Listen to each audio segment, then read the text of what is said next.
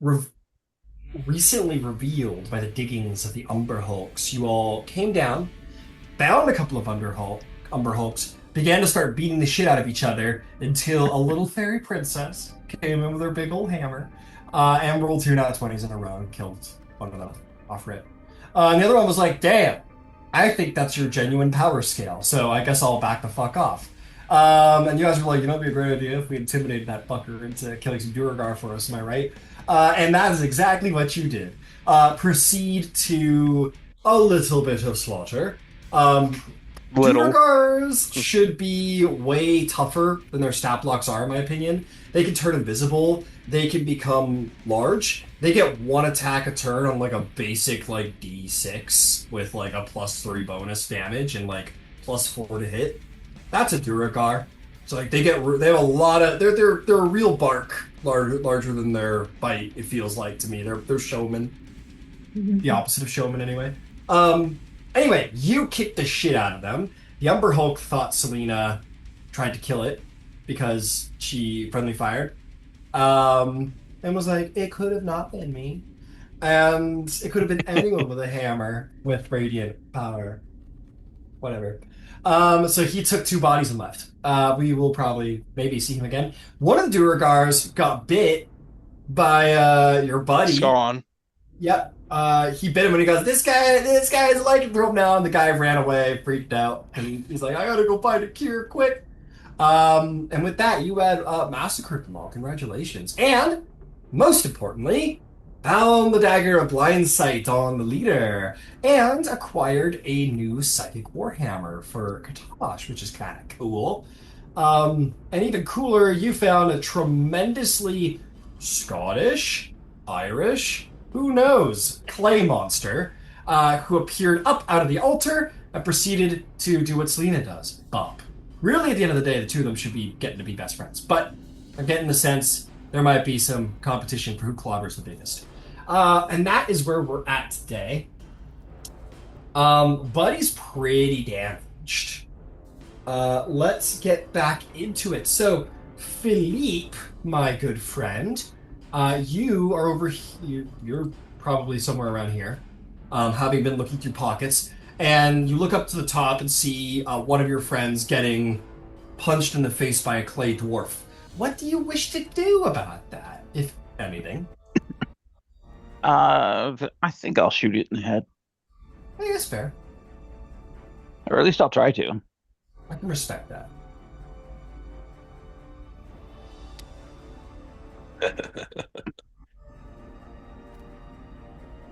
Yo, is it an Right. out one? Tell me it's an out one. No? Okay. No, opposite side of the die. Oh, fuck. All right, that's a. Yeah, Philippe goes, oh, all Let's right. roll the knight. Shoots it in the face. Roll me some damage. Ryan, would there be Yeah. an actual item for me to add for that Warhammer? Or is Uh, it just a mm, Warhammer stat? it's just the Warhammer stat, unfortunately. I'm gonna go No, take a that's okay. peek and give you. Just I for can make something damage for roll you though. purposes. Yeah, I can cookie something up Cool. fairly easily. Appreciate that. Yeah, no problem. What'd you get That's there? 20 points. All right, bang! Big shot to the head. Lucky for him, he is resilient to such damage. It takes 10 points of damage. Goes, just kidding, it grows back. And a whole clump of him is behind him, however, as that blew a hole right through his wonderful skull. He's like, oh, I can do this all day. Despite that, he's severely diminished. He is really, really hurt. Zarn goes, ah! And runs away. What would you like to do, Katash? Fair enough, Sarn. I will do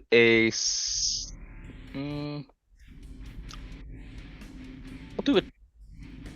Would this be considered a creature? Oh, yeah. Yeah, I'll do a Toll of the Dead. All Wisdom save. right.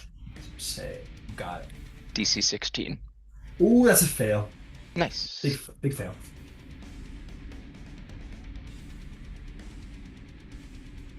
Oh shit! I rolled those as D8s instead of D12s because he's already Yeah. taking damage. Yeah. D12.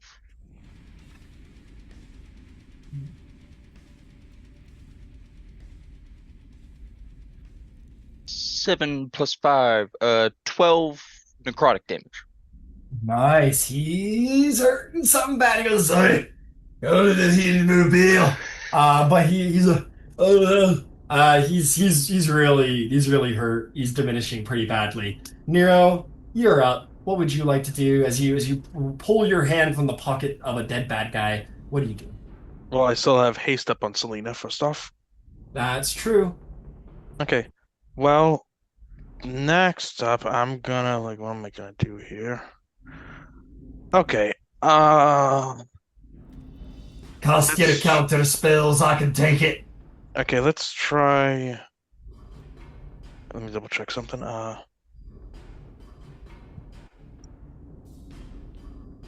So I'm reading something. Okay, let's try. Oh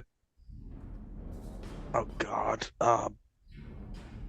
Yeah, never mind. I'm just gonna blast it with Yeah,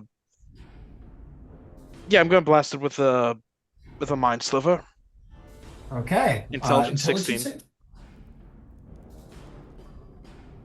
Can you harm a creature? Is there like a level of intelligence they need to possess in order to actually harm them? Mind of all creatures. A lot of psychic things. Nope, doesn't say anything like that. All right. He goes, "You can't hurt me. I don't have any intelligence." And he definitely fails with a 2. 3 and a negative 1d4 on his next saving throw. No, I needed that D4. All right, he is not looking good. Darwin, you're up to bat, my friend. You are not in melee range, which is great news. What's the plan? I'm just gonna shoot 2 force bullets. So the first one is a 16. 16 hits. Nope. 10 damage. How do you want to defeat the clay golem?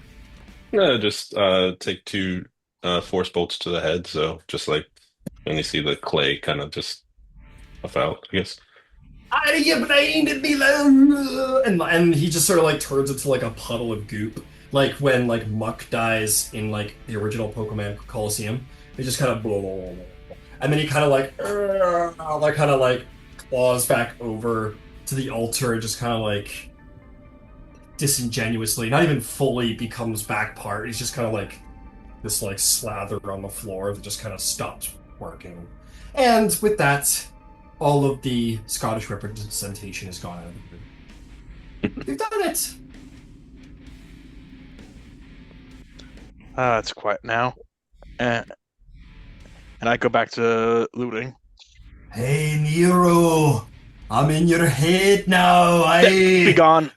No, I shunt it from my brain. No. No. He is gone. You cannot hear him. He is defeated. Okay, well done. It does look like he's probably going to reincorporate back into the altar at some point. But for the time being, he's just a big old slop on the floor. He's like he's like he's a little bit of water up against the sponge that's already got too much water inside of it, and it's just like doesn't have quite as much grabbing power as it used to be. Yeah. But anyway, strange dwarf clay thing defeated. Now what? Have we found everything inside this room? I don't know. I'll look upon the altar with Darwin, see if it looks like anything special. Absolutely. Yeah, the altar just looks like a 10-foot. Excuse me. It just looks like an altar made of solid clay. Despite the creature, it maintains its size and shape. You definitely get the sense that the clay golem was a golem, a construct, and thus, religiously speaking, would be a fitting guardian for the god of the forge and craft. Someone probably made that golem specifically for this task, despite its malfunctions. Okay. And if you just guys want to just like a quick reminder of what you're looking at, it's been a week. Yeah. Yeah, there are four mutilated Duragard corpses sprawled around the dais, which is clear that they got clobbered by Mr. Clay Dwarf. There are basalt doors at the back of the room, double doors made of black basalt, flanked by two glowing quartz pillars. As you can see, there are many of them in the room that create light. Above the double doors is the bas relief carving of a mountain with a gem at its heart. Oh, sorry. No, my apologies. That's got the sphere with the tongs and hammer cross, the symbol of Onatan. Uh, and then other than that, there's 10-foot tall statue dwarves outfitted with ceremonial purple and gold armor and eyeless helms flanking the altar. That is kind of what you see here. Probably move to that door after. Absolutely. I'll keep it. I was gonna keep an eye on our little prisoner. Oh, I'll keep an eye on them. Okay, cool. For what it's worth, they're getting bound, feet, Yeah. arms, ankles, gagged, and blindfolded. Yeah, I'm not. Yeah. um, Spellcasters. I hate them. yeah. They, I think the manacle stat block says that they get like one chance to make like a DC 20 like flat strength check to break out, and that's it. And she's tremendously unconscious right now. She's super not a concern. Yeah, you got her. Good job. Okay, but either way, you approach the big old doors there, Mr. Katosh. Yeah, They're I'll try and do maybe just like a perception check, see if I like hear any ticking. But if not, I'll just investigate, open them up, or attempt to. mate. Okay, so first off, make an investigation check to see if you can spy any traps. Cool.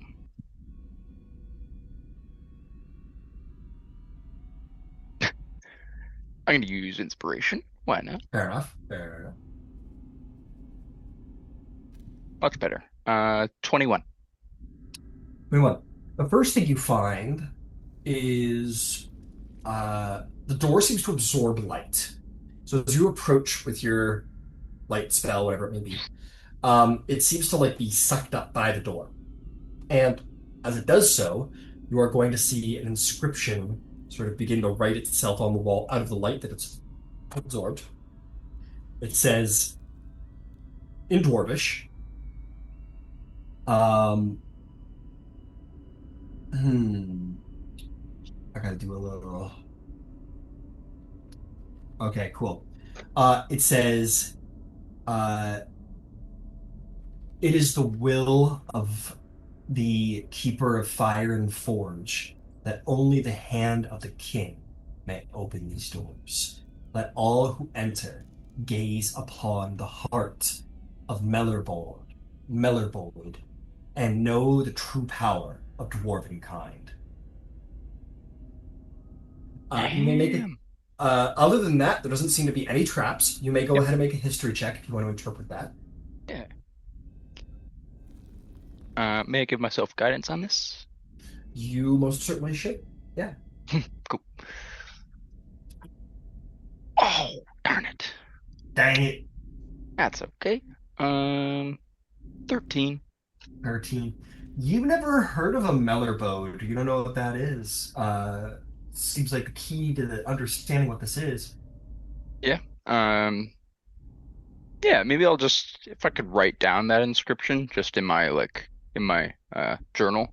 Maybe I can look it up later. And then Yeah. I'll I'll post tell Darwin about it. Something to the dwarves. I'm not a dwarf, but you are taking following to their ways. I do know Dwarvish.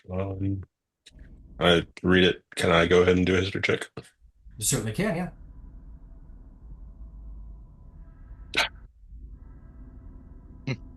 It was gonna land on 11. But that would be a okay, it disappeared. Give yourself Flash of Genius. Don't worry about that. Oh yeah, 12, and then I'll do a +5 for my Flash of Genius. For So a total of 17. you do not know what the Melorborn is. It seems that that was beyond your knowledge of such things, unfortunately. Yeah. Yeah, I don't know. I don't think any of us are the hand of the king. But probably best to not try the door then. I think that might be wise. I know I sure don't feel worthy to go in.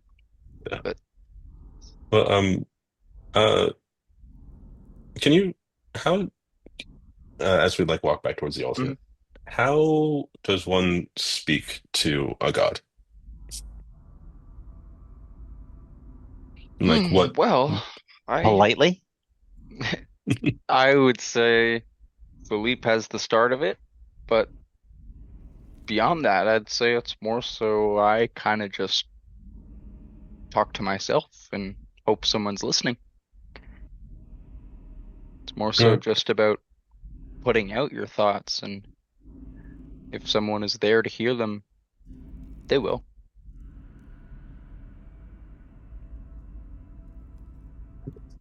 That's what I think. thank you. Yeah, I'm I done. think Onatar would be proud to see, in essence, one of its creations go on to do the same. I Create. think exactly as you've already done. You're, I, I would imagine, the only of your kind so far. Hmm, There's power in that. There's divinity in that. Let's carry on. We'll talk more. sounds good. Yeah, and then I guess we'll just carry on. I'll warn the others. Nero, if you go in there, there's a 70% chance you die. Okay, I'll avoid it.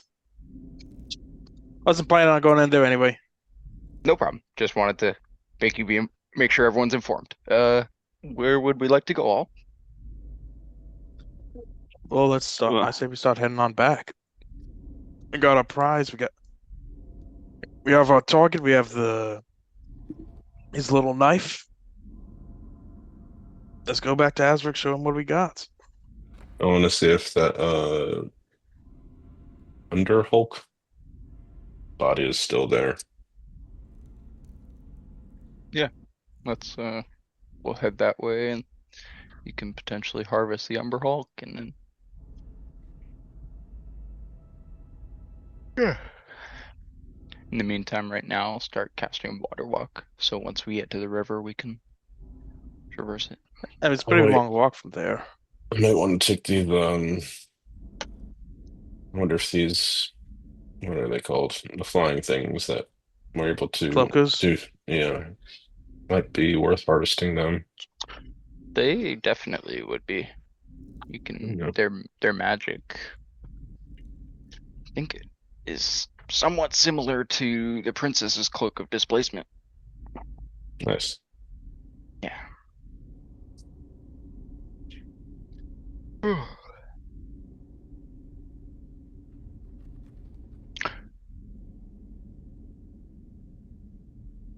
I'm gonna Okay. I'm gonna roll the two cloaker bodies into the hole, and then I think we're gonna make our way back to at least to see if the Umber Hulk's corpse is still there. Understood. Yeah, Umber Hulk corpse is definitely still there. I don't think there's any reason why it wouldn't be. And yeah, you can roll the cloak ring. You're probably getting pretty full, my friend, at that point. Umber Hulk is a big boy. Okay, that's fair. How big is your hole again? And what do you got in there? 10 foot deep, 6 foot diameter, and right now I think we have only two ethereal spider bodies, and then one body was harvested, so I got like the web sack thing, and then Oh, there is not And room in the hole. I'll tell you that oh, right now. There's a chair in the hole. Oh, the throne. Yeah, I forgot about the throne. Okay. Oh Yeah, yeah. that's the thing, throne. So here's what I'll say without damaging the throne. Mhm. Because let's keep in mind that like when we talk about a creature's size, that's the space they need to occupy to effectively operate in combat. That's not their total mass. So you can, yeah, exactly. When they're just like laying there kind of in the corner, they can occupy a much lesser space. Um, so I'll tell you what, I'll say that you could get all these guys in, but you're full. You're with the Okay. throne, Umber Hulk, and the two cloakers. Yeah, you're pushing full for sure. All right. Sounds good. Thank you. Yeah. Uh, Incredible.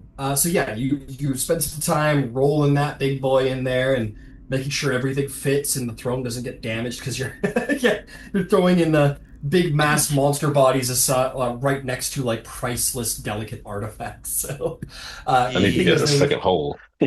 Yeah. well, it's a good thing that there's no shake. It's a demi-plane, so you're good. Yeah, so you got everything. You guys want to just head back? Yeah, let's start I heading on back. Yeah. Does Back the way anybody you came, need? or are you rerouting? It's back where we came. Katosh, what were you gonna say? I was just gonna say, yeah, probably back the way we came. I was just gonna say, does anyone need like, is anyone like half health or below, just in case we get into a surprise combat? I'm pretty good on health, but I am running low on slots. Yeah, I'm low. I was just gonna give anyone heals if they need before we Um, go. I'm solid. Okay, yeah, seems are fine. I'd say yeah, probably back the way we go. We came, I meant. Okay, yeah, no problem. Um, I think I'm just gonna roll a d20 for potential encounters, just kind of like speed running back through the levels, just to make sure nothing happens. Um, I think that Arch Druid being on high alert would be possibly cool if she confronted you, but the dice disagree. Um, it seems that on your travels back, going the way you came, through all of the wreckage, you gather your Ember Hulk. You maybe get to this point and you start to hear whispers deeper in the dungeon. But you're heading back. It sounds like you're going to cover this place later. Um, Yep, just getting your objective done. You continue back the way you came, successfully make it back to the much nicer uh Willow Wild, as the level is called. Um Green sunlight. If it is sunlight, it's probably sunlight. Um you make your way back through the wood and the brush with the birds and the bees and the singing, and Selena, you're in your Disney princess moment. You're like, this is just like home. Except maybe the trees aren't quite as big and the monsters don't talk. You make your way up. Oh, we're gonna need a little. You still got water walk up. That's like 24 hours, isn't it? I don't think I still have it up, but it would only take 10 minutes for me to recast it Okay, yeah, as a you're good. ritual. Cool, cool, And cool, cool, actually, I cool, think cool. I even did say that as you were gone. I was saying I'll start prepping a water walk for once we get out of there. Beauty, then you're fine. Um, okay. I wanna ask the party. Because I'm conflicted. So the way back up to the fourth level requires you to go upstream, like because it descended down to this level. I think by the grace of Water Walk, there is some grip to it. I think that would make sense. I think it would be kind of funny, you guys trying to figure your way up there, but I think it's absolutely possible. But there's also, I think, a school of thought where going upriver is possibly quite difficult. What do you guys think? I I Oh, think it's it's easy. walking the wrong way on the escalator. If one of you guys carries me, sure. Okay. Me and We my could probably -1 athletics are not running up a river. Let me check mine. we could probably figure something out with um like the immovable rod and like driving things into the stone, and using them as handholds type thing. I have enough rope that you could put the movable rod at the top of the decline, and we can just Okay. climb our way up at the I decline might and have just a. Sorry. Please continue. Please continue. and Sorry. we could use the rope to climb our way back up the water. I have enough rope. I gotta check something here because I think I might have found quite a funny something to. I have like 1,000 feet of rope. Okay, so here's the deal, guys. You 1,000? actually this is kind of really. I think this is great. Actually, this is gonna be great.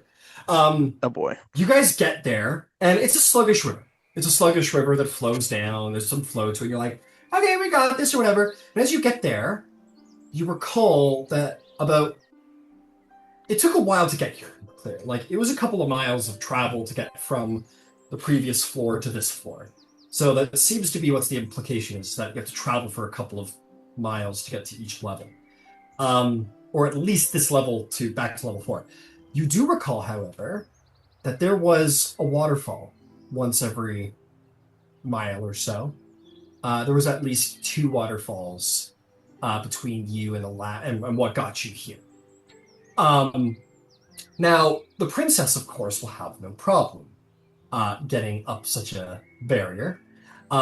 If her cat cared to walk on water, that is, of course. So, you four sitting there going like, man, how are we going to get up on that waterfall? Like, Selena's fine. You look around behind you and see Selena, like, holding Smokey by the collar, going, come on, come on! Smokey's like doesn't want to go anywhere near the water. And obviously, Tally has once again passed out for whatever reason. Oh great, now I'm carrying him. It might be a little difficult to get back this way. It might be a little difficult. Unless someone has a creative solution to going up a waterfall.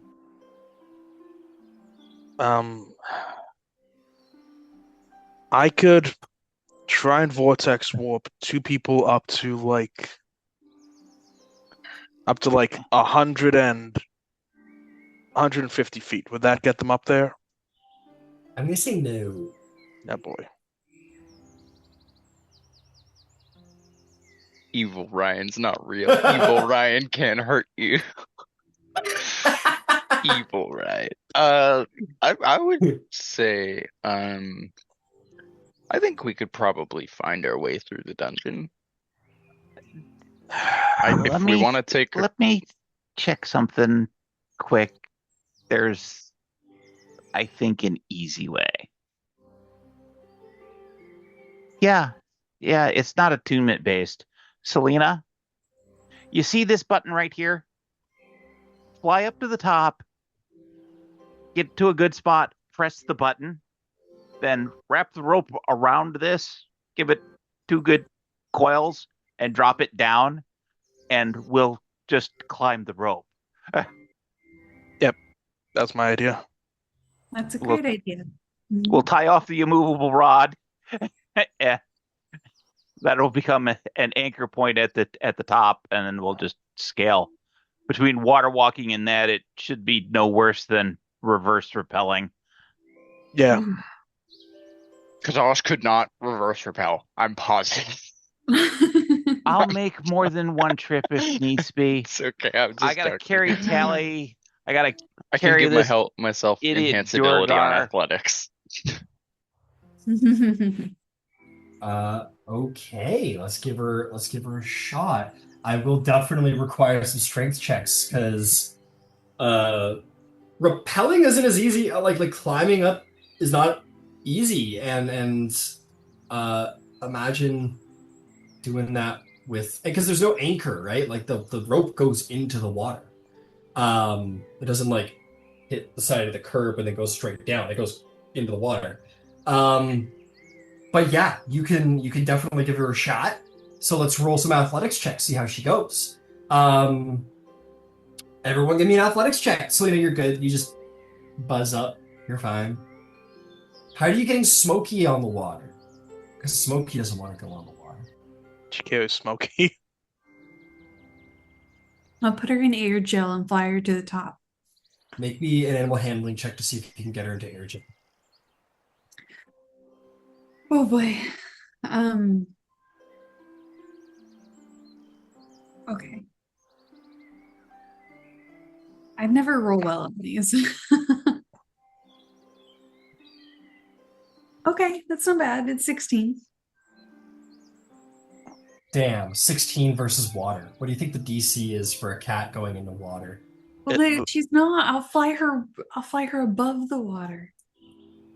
Right, It's an right, intelligent She's cat. gonna start doing the paddling thing. Yeah.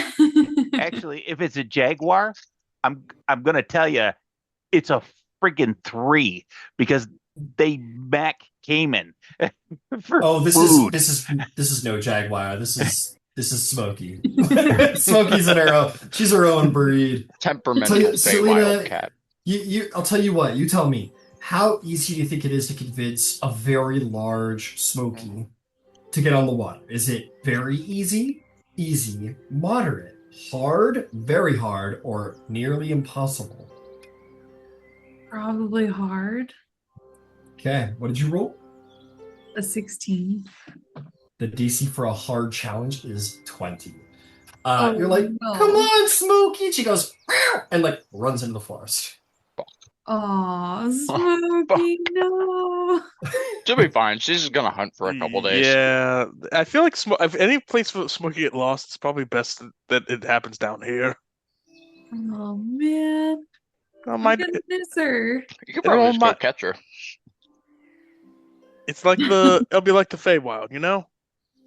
Oh, she always comes back, but I'm gonna miss Smokey. Maybe by the time we get back down here, she'll have like taken over this entire level. I believe it. She's done it before. What? You know, incredible. Yeah. What? You know, Selena, not to put the thought in there. You're like, oh, she'll probably take over the level or whatever, and then you remember that this level has an Arch Druid, and Arch Druids get along with animals. Wouldn't it be so unfortunate if Smokey found a new owner? No, Smokey not would possible. never. Not possible. Smokey would never? Never. Not even to an Arch Druid? Yeah, I don't think Who, so. who has a much higher bonus in animal handling than you do? And our druid who uses druid craft to make churros. Yeah. Oh no! Oh no, not Smokey. Side quest. Side quest. Maybe we should go get Smokey. That's main quest. Yeah. This is the new main quest. The longer we wait with this prisoner on our back, the better chance they have of like breaking out. We'll just keep knocking them on the head, but it doesn't look like we're getting out of this waterfall They can anyway, they right? can squirm all they want. They didn't get water walking. Just drag them along under the water. I bought you back this prisoner. Oh, it's dead. Oh, it's been waterboarded. Well, I guess it really comes down to have we figured out a way to get over this waterfall in the first place? Because if we haven't, then we might as well just go after Smokey. To a strong athletic person, yes, you have. Oh, I got a 15. 15. Let me go. You know what? I like that. I like making the DC up for you guys. So, okay. Here's the situation. You are having to climb without any gear other than a rope, straight vertical up a surface that isn't constant. It is a constantly moving waterfally current. Do we think that is a very easy, moderate, hard, very hard, or nearly impossible challenge to the average Ryan? man? Yes. I rolled a 24 for survival. I'd like Yes. to fashion out of rope, because this is how it's actually done, a diaper harness Yes. No. to put Yes. them in, at which point it's literally like climbing the rope in gym. Bottom can dangle all it wants. You just up, because it Okay, breaks on great. the way down. In the future, you have to ask to perform a roll, but yes, you absolutely can. So yes, there is absolutely a way you guys can be pulled up. You guys can. It'll probably take some time, but yeah, you guys can haul each other up. Oh, cool. Probably And won't for be. what it's worth, if for those of you with Netflix, the new Charlize Theron movie is really pretty good. Apex. I'll keep an eye out for it.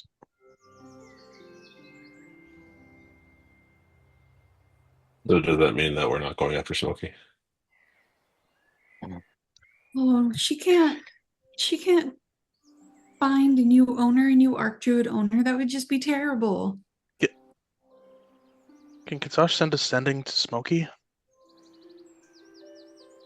Wouldn't it be nice if Katosh prepared sending? Oh, good point. Good point. Can't you do it, Nero? Can't you Yeah. cast Ascending? Why No. don't you do it? Thought you were the best mage in the party. No, I don't have that. Come on, I only mage. got like 9 spells, y'all. Well, I Cool. think she'll turn up eventually, but What? I'm worried she's gonna find someone cooler than me. Could I do like a divination, ask my quarry to send Smokey back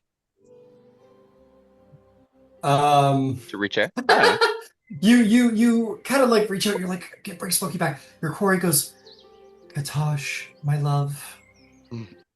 Smokey's not a Kalishtar. Hmm. Smokey doesn't. She have a loves light, quarry. though. She does love light. You know, Okay. we are way ahead of schedule. We can take the night or some time here. Maybe Smokey comes back. And maybe we make friends with the Arch Druid. And in the morning, we can prepare spells or, I don't know, do something to, if Smokey does come back, we could scale this waterfall just fine. Or, yeah, we're not on a rush here, so we shouldn't just new leaf. We're trying to look after all our party. Speaking of, where's our where at? It's on. I'm right here, baby. I'm always right here. He's got all of the like gold gauntlets and the crown and all the shit on. He's like, yeah, it's me, baby. I'm here. Put it all in the bag. Put it all in the bag. Don't let it get No, no, lost. no. This is my drip now, baby. No, you don't want the drip getting lost in the water. Went better with me than you. Feels like put it in there. Respect. I like drops it. Good job, Sharn. You've really come to your own. Oh, thanks. I appreciate it. Princess, when we sit down up top, I can send out an arcane eye and try and look for Smokey, and then we'll know where to look for her. That would be incredible. Yeah. Thank you so much for helping.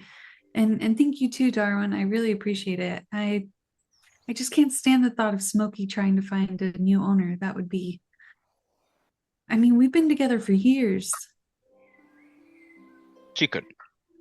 Trust Yeah, me. she's part of the party, and you know, she's got like armor waiting for her. We can't like let that go to waste.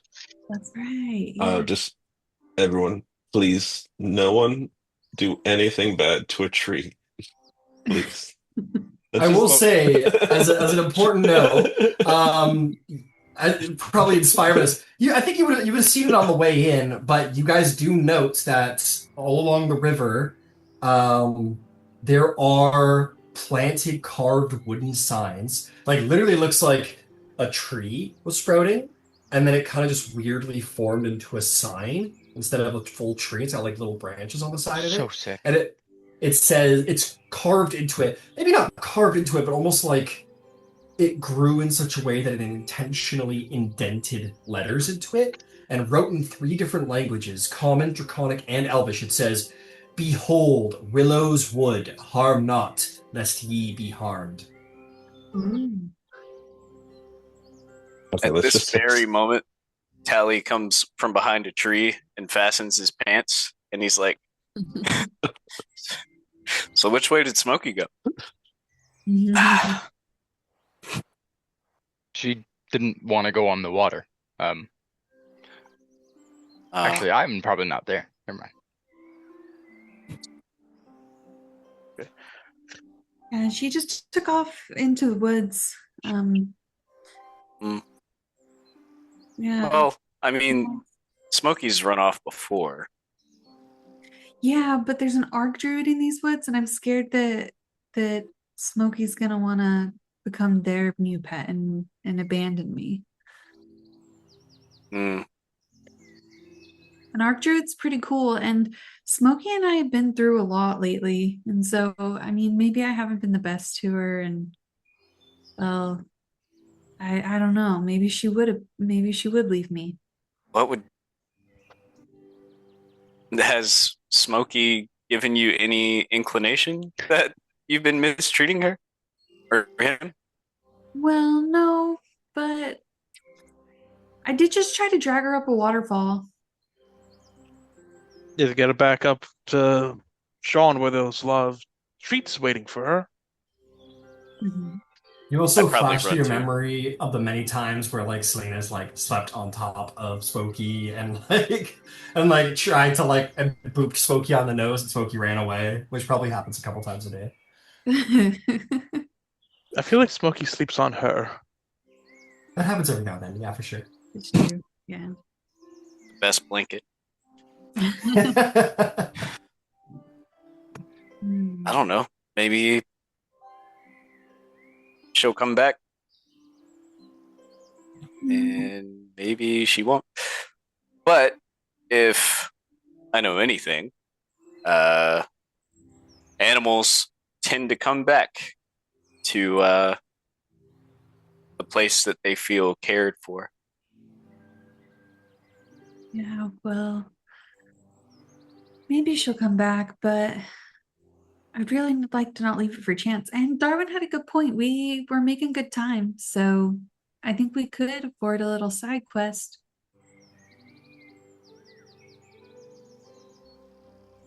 Only if we had someone that was really good at investigating and finding trails.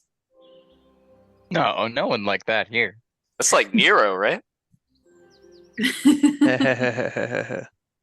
These are some of the first trees I've ever seen in decades. The last tree he ever saw was the one that was beside that one farm at like level 2.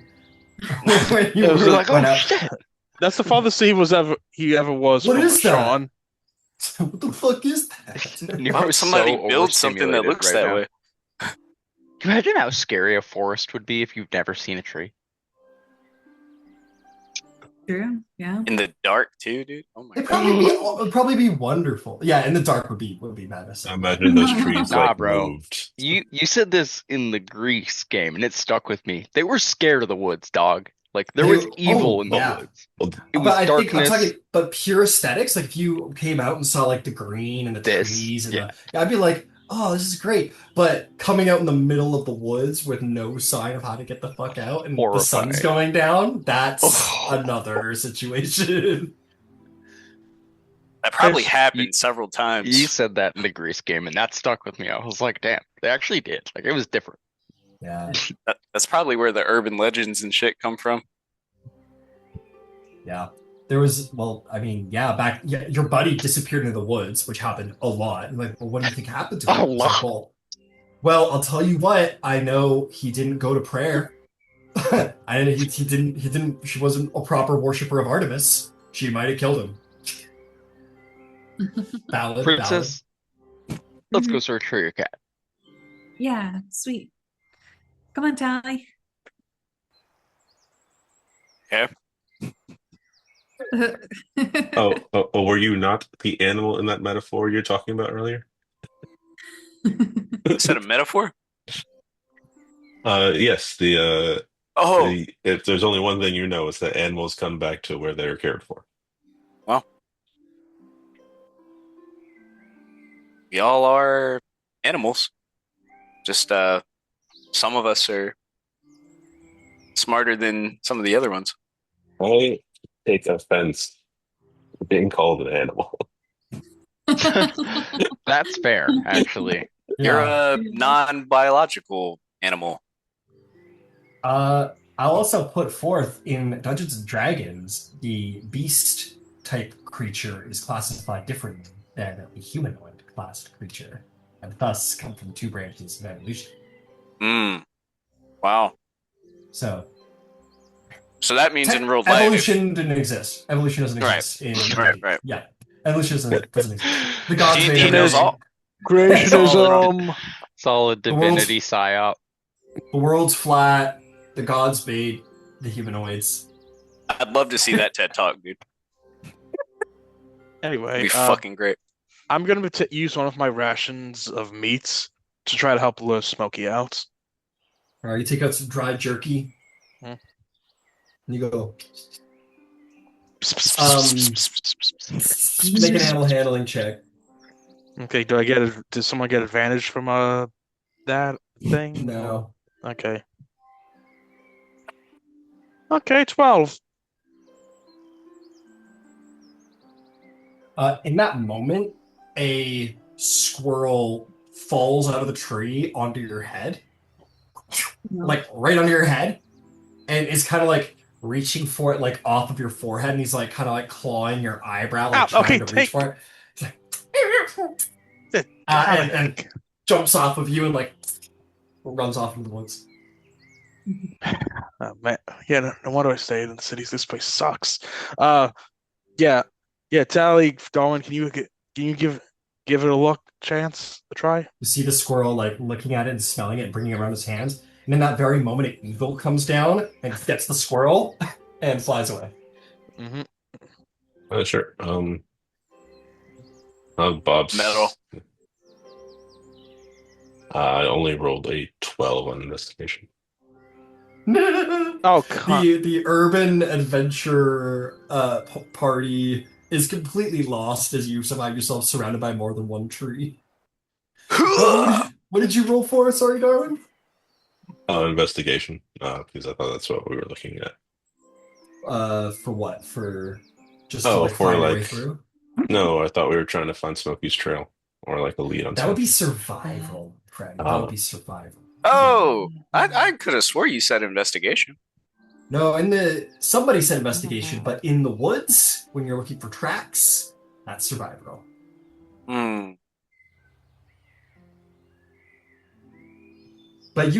But Darwin, what was your total if that was like what'd you roll and what's your modifier? Then it would be a 4. Okay, so yeah, you're like your inquisitive, investigative mind starts moving around, and you hear like error, more than one blade of grass. That's a tree. That is also a tree. That's a good tree right there. It's a damn good tree. Damn. Wow. 15 survival for me. 15 survival for you. Yeah, you see some big panther paw prints in the bucket there. I'm gonna just double check the DC on that because this was fairly recent and in some very trackable terrain. That's for damn sure. Okay, yeah, you see it. You're good. Yeah, you know which way to go. Pretty sure Smokey went this way. Let's get going. Come along before the seasons change. And when the pollen comes out, oh boy. Let's pollen. Your eye gets itchy and you're off. Oh, God, this place sucks. You guys start walking and you find your way through the little breach in the wall over here that Katosh originally found. The roof of your mouth is getting itchy, Nero, which is not comfortable. This is weird. This has never happened to you. Oh, God, what is this? What is this cursed place? The wind isn't even blowing yet. Wait till the wind blows. Oh, God. Um, Yeah, chew. Yeah, your nose is running, your eyes are watering, your eyes are itchy, the roof of your mouth's Can, itchy. can please find Smokey and just get out of here, guys, please. What condition would that be associated with? Just curious. Minorly annoying. That's probably it. Mm. That's what allergies are. They just like they don't actually stop you from doing anything. They just really annoy you to the point where you don't want to do anything. I think is how it is for me. I've definitely been damn near blinded by pollen. Oh, sure, if we keep at it, yeah. Oh. It can get worse, but I mean, if Nero in this moment got the blind condition, I'd be like, okay, this isn't like pollen. This is like he's allergic. He's dying. Someone needs to be getting EpiPen. We're not gonna. I'm not gonna hit any of you with the like, surprise allergy. Like, oh, you're fucked now. Oh, TPK. Everyone died. Everyone's allergic to peanut butter. Had fun, no. Ryan says. That was great. Everyone's like.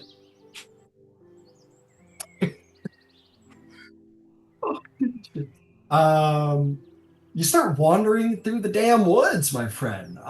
Trying to find your way around.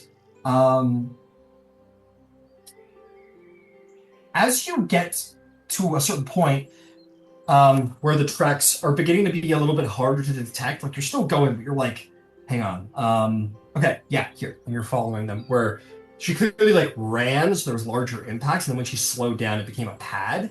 And their pads are pretty much meant to not make a lot of tracks, so it starts to get a little difficult. At which point, you find some slender, barefoot, humanoid footprints. And not That's not a Smokey's cat. and not Smokey's footprints, because you know Smokey's going that way, but walking maybe before, behind, you don't know, that's not how tracks work.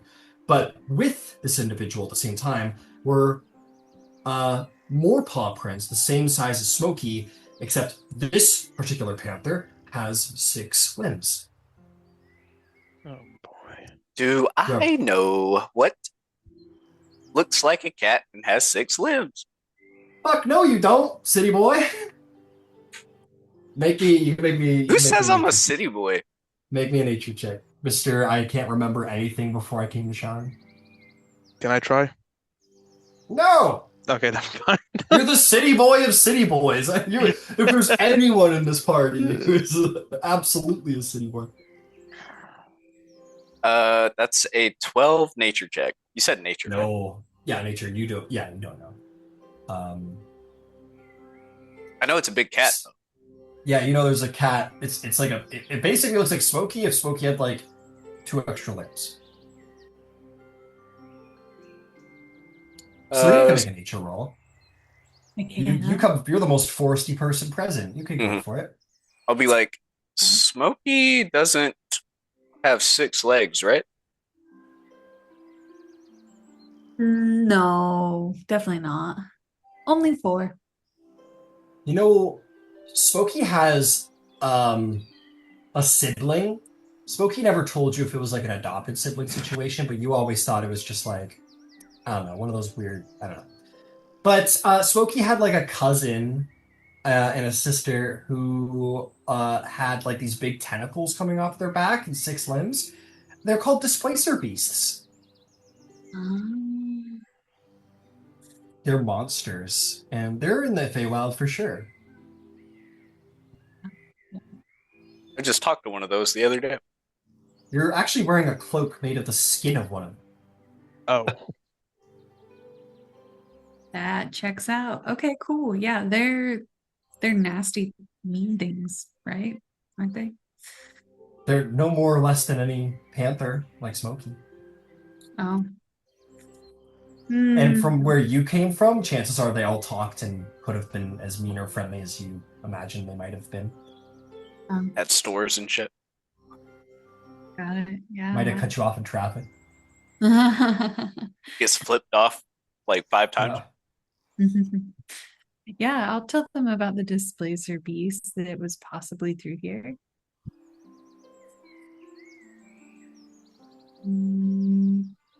Unknown if it was friendly or not. Sorry, what was that, Darren?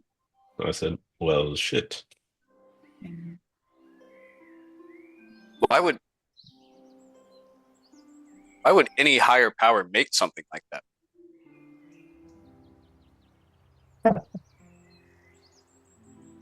Because why not? Because it's cool. Were they just pissed off that day? Like what's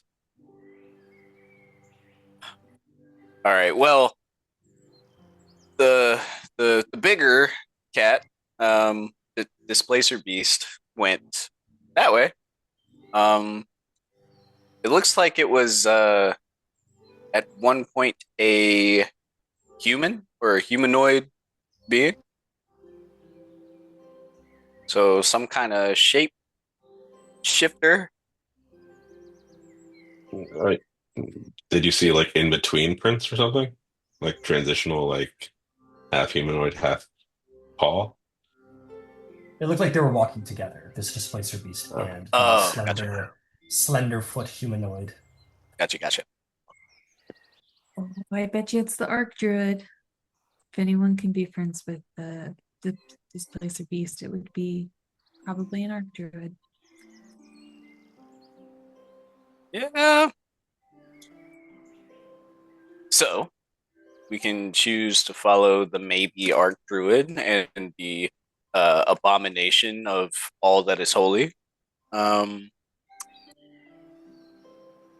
Or we can go find Smoke. I say we go towards Smokey. Yeah, we're here for Smokey. The only reason I would ever want to follow the Arch Druid is if we like agreed to not try and kill them. Um, because this seems like a very bad place to challenge an Arch Druid. Mm. Yeah. You want to try asking the Arch Druid for help? Why? Yeah, I was gonna. Zar goes, "What? Why would we challenge the Arch Druid? Why? When we could ask for help? Yeah, I'm with Nero on this one. Why would we fight her? Let's try. Let's follow the thing and try to ask for help and introduce ourselves. I mean, if we still have Smokey's tracks, we could still follow them. And probably should. I don't know. Do we think that we could catch up with Smokey, or we really think we're gonna need the Druid's help? Well, Smokey did slow down. I mean, it's possible she's just lying down somewhere, maybe sunbathing. While Tally's saying that, you see like this long black like tail kind of doing one of these behind his back. You Oh, like look at the thick branch above Tally, and you see Smokey like having a snooze in a tree. really? Oh my god. Yeah. It's like this, like. It's so cute. Tail like lands on my shoulder. It's like on your face a little bit. Hold on. That's what And I Smokey think does, I really. think his gut reaction is like he thinks it's like a snake or some shit. You do. Tally, Smokey. Selena, try You talking grab to it. him. Smokey goes. Yeah. And show the fucking bolts. God damn it, Tally. Oh no. God damn it, Tally. Zard says, guys, I think we're not looking far enough ahead. Let's say we catch up with Smokey, right? Mhm. We've got the same problem. Smokey doesn't want to go up the waterfall. What do we do when we get Smokey? Um, Do you have a I Pokeball? don't- You got any of those left?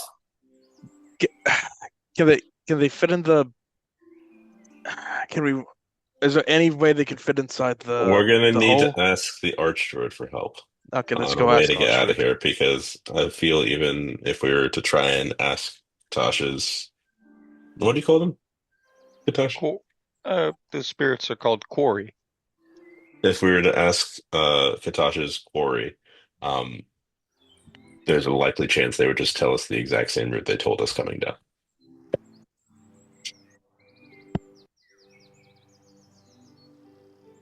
And hey, we talked to the Arch Druid, and it doesn't go to shit like many of our social encounters do. Maybe they can convince Smokey to come along with us. Maybe even change the flow of the waterfall. Or tell us another way out. Yeah. Make like a rock. I don't know what druids can do, man. It does not take long. You guys turn course a little bit, and by the way, is in the same direction that Smokey took off in. And you guys are going to find yourself standing outside of this large structure that was pointed out by Katosh, where there are giant hanging bats hanging off of the side of them. And as you get to, it should be over here somewhere. Yeah, there's like over here. You are going to see, first and foremost, Smokey. And you're also going to see a displacer beast. Sort of like sniffing at each other, like kind of like checking each other out, getting to know each other sort of thing.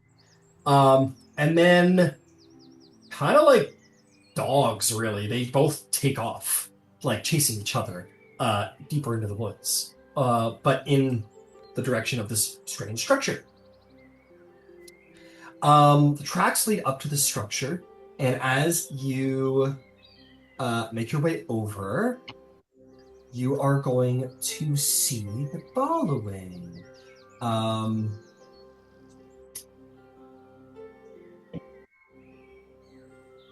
Once you make it to the base, you kind of approach this double door at the bottom of the tower, in which one of the trees spring to life, as the other two did before, sort of awaken, and says, "Hello, visitors of the Willowwood.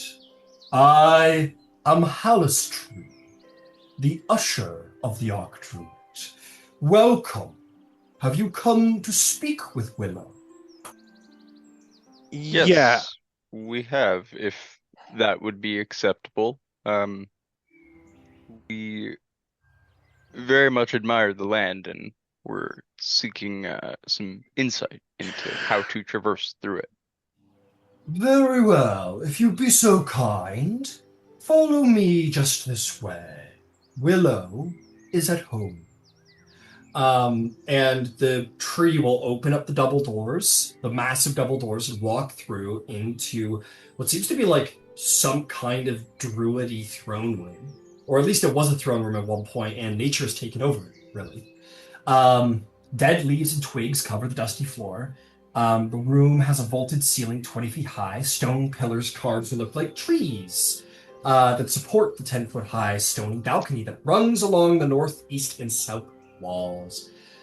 The tree's stone branches serve as the balcony's railings. And inside, you are going to see the same displacer beast, no sign of Smokey, purring loudly as her head is being itched by this willowy, small, emerald eye, beautiful elven druid who is sitting upon this reclaimed throne.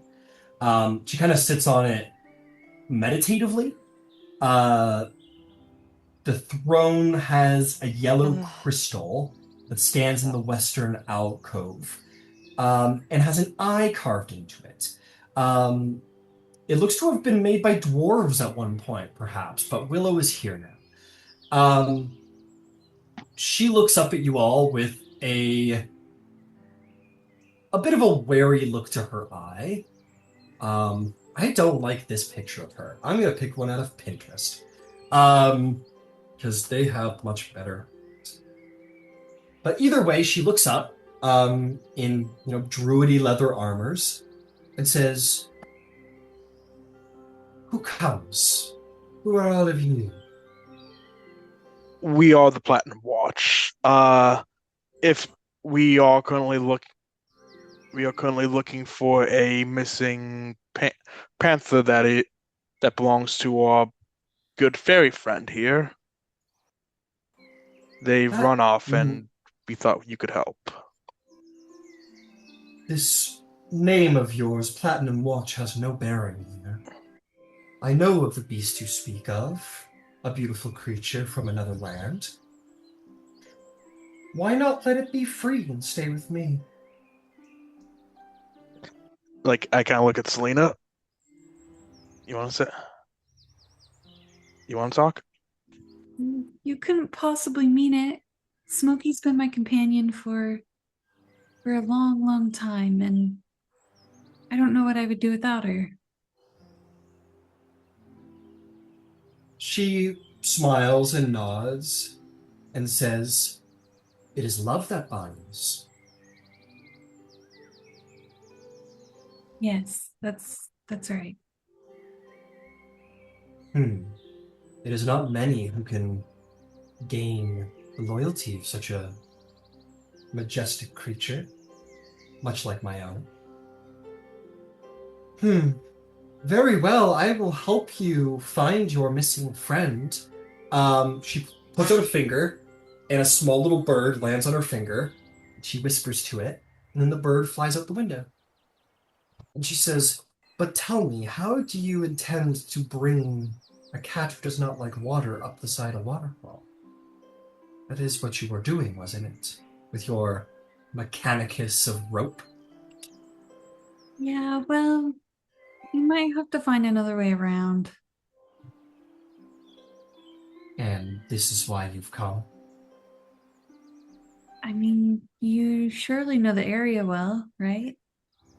This is my wood. I know every sprig and tree and branch.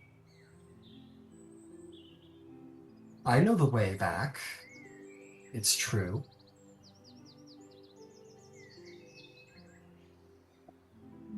I suppose I could help you all. You've been kind to the wood, respected it. There is a gate that you can pass through if you be strong enough, and it should bring you to the second level of this dungeon. From there you may go where you wish. But the gate only responds to those mighty enough to bear its power. Oh, I'm mighty. I might be small, but I am mighty.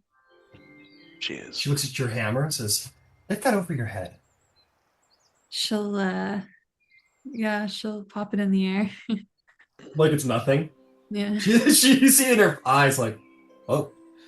She Yeah. goes, "I see that you speak truth in this hall. I must admit my impressedness. I have not seen one so small yet so strong."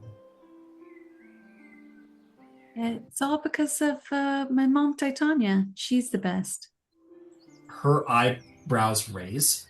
She says, "Titania, you speak of that most... You speak of the great fairy of the Wildwood?"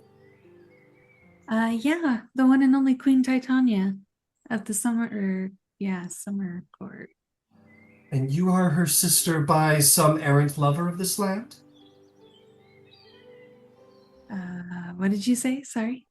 "And you are her daughter by some errant lover of this land?" Oh no. Well, Oberon's my dad. "I had known of only one child of Titania and Oberon, and he did not turn out to be such a warm thing as he always was. You are certain you are her daughter?" Of course I am. I'm a fairy princess. "I can see that. Well, I feel such great fey powers from you. You are welcome in my home. And your companions? Court?"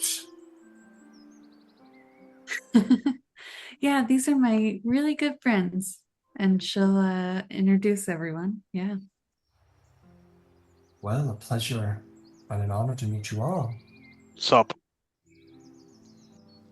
You say so. Yeah. Yes. Well met, greetings. Ah, well met.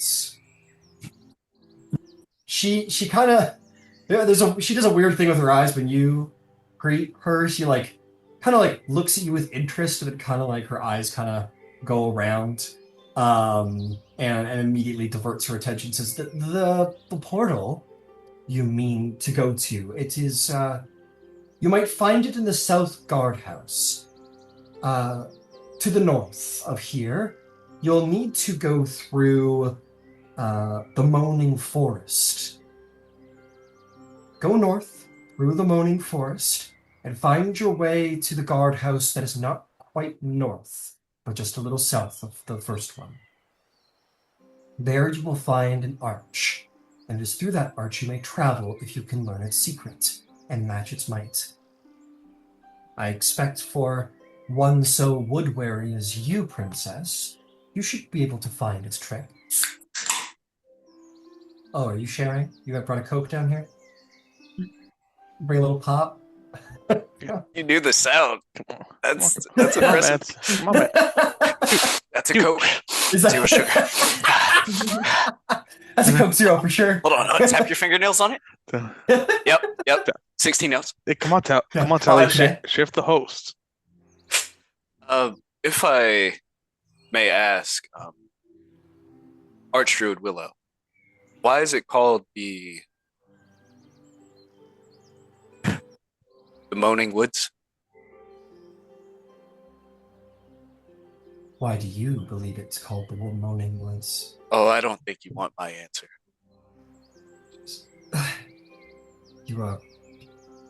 The Moaning Woods are named for when the wind moves through the trees. It sounds much like the trees themselves moan. And other reasons that are related to a certain variety of creature that stalks there. You stop looking at me like that. As you wish, madam. She like won't meet your gaze. She's like, her cheeks are like red. Yes. God damn it. You started, dude. Your pickup line was sup. What do you mean Feels- sub didn't work? It feels like It works on everyone. it works up top. See? Looks topside, Brooke.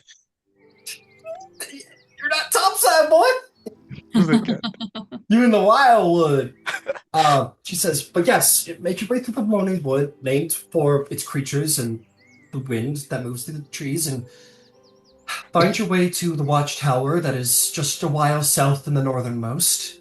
And there you will find the arch. Learn its secrets and match its might, and you should be able to pass through to the second level and go beyond the waterfall without having to traverse it. Is there anything else you need?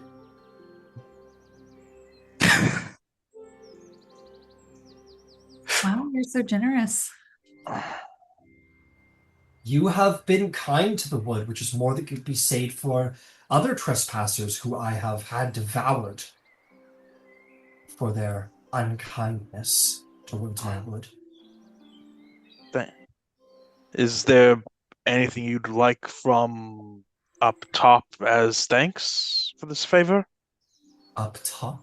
You mean outside? Yeah. I don't think so.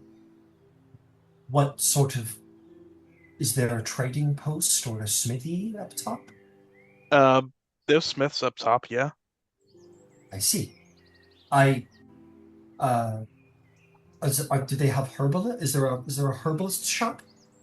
Yeah. Yeah, there's one near us, right, guys? My, they have expanded some then. I suppose if you have can find me like a good face cream. I haven't had a proper cleanser in... I'm since I taking can remember. notes. I'm taking notes like, okay, face cream, got it. You haven't left here in a long time, have you?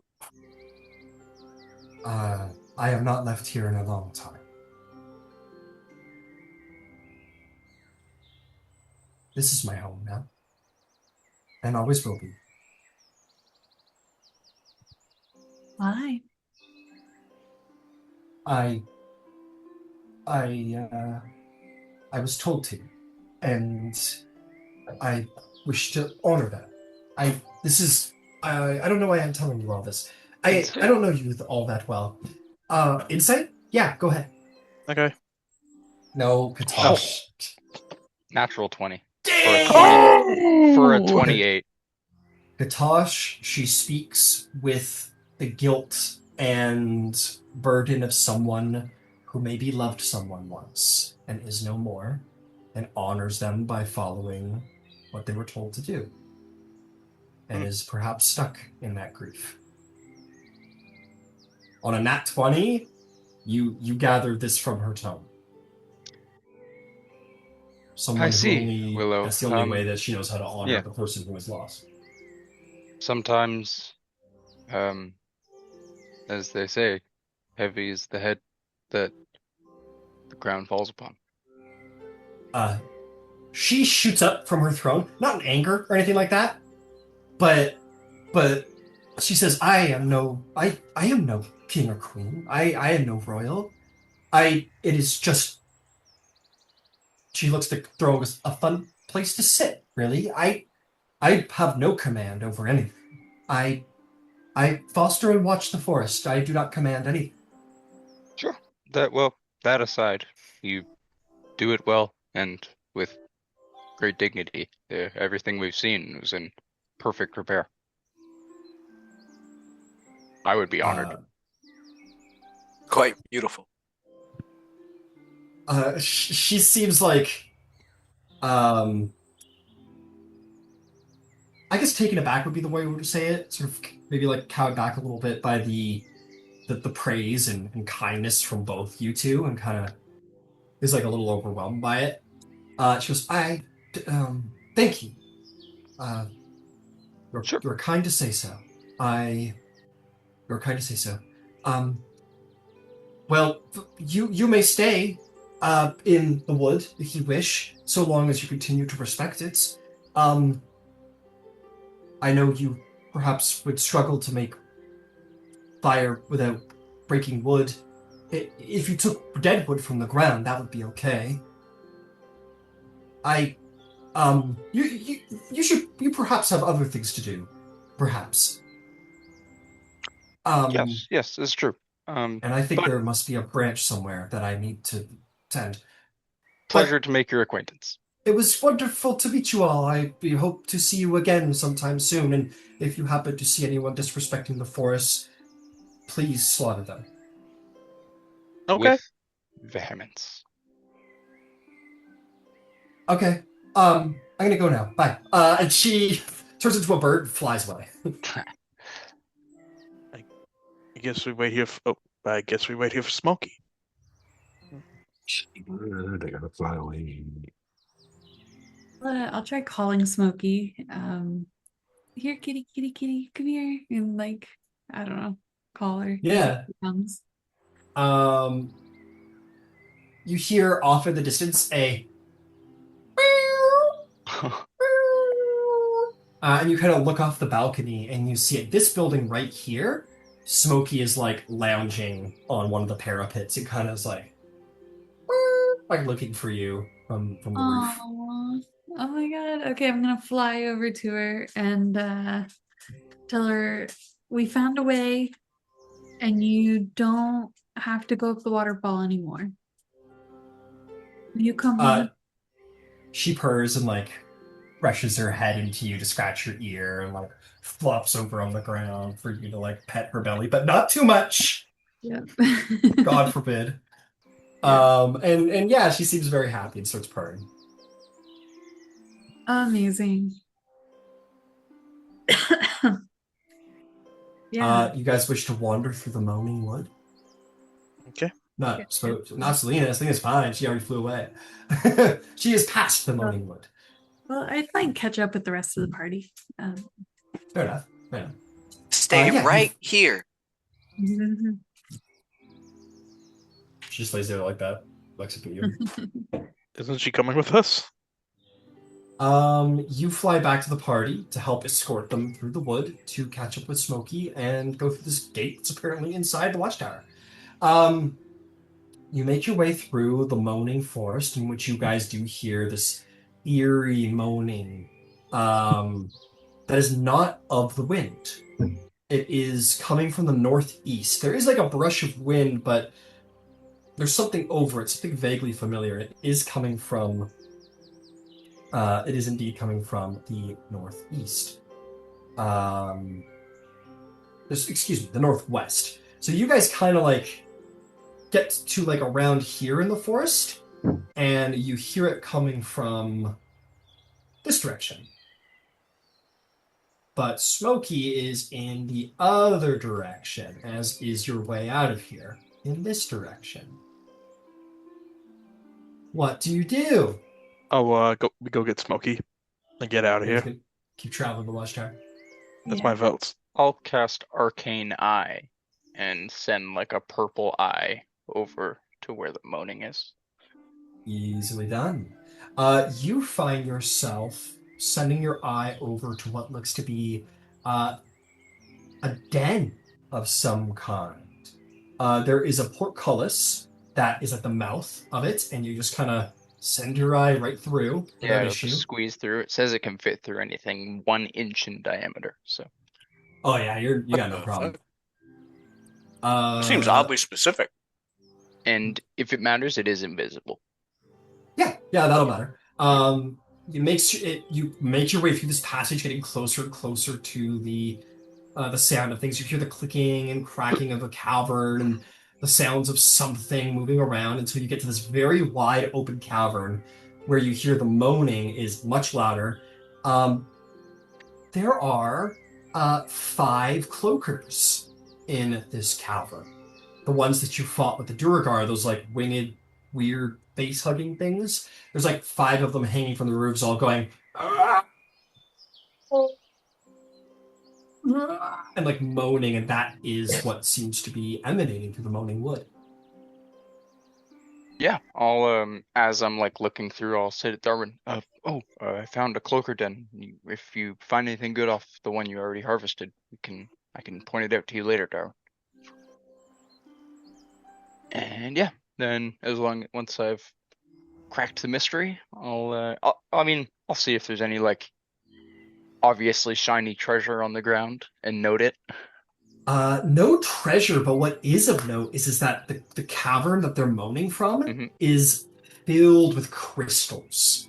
The entire interior of the cavern is filled with like luminescent crystals that seem to be like absorbing and refracting the sound louder than what it should be.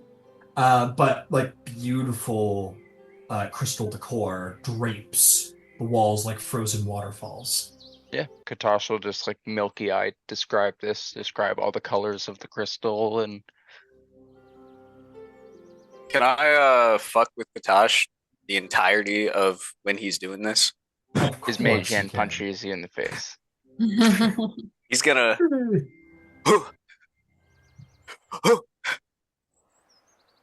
Grovel. Oh shit. Tally, stop bullying Katash. doesn't know. Here's some advice, Tally. Never bully the cleric. Yeah. Wisdom save, Tally. Yeah, no. That's what it's about.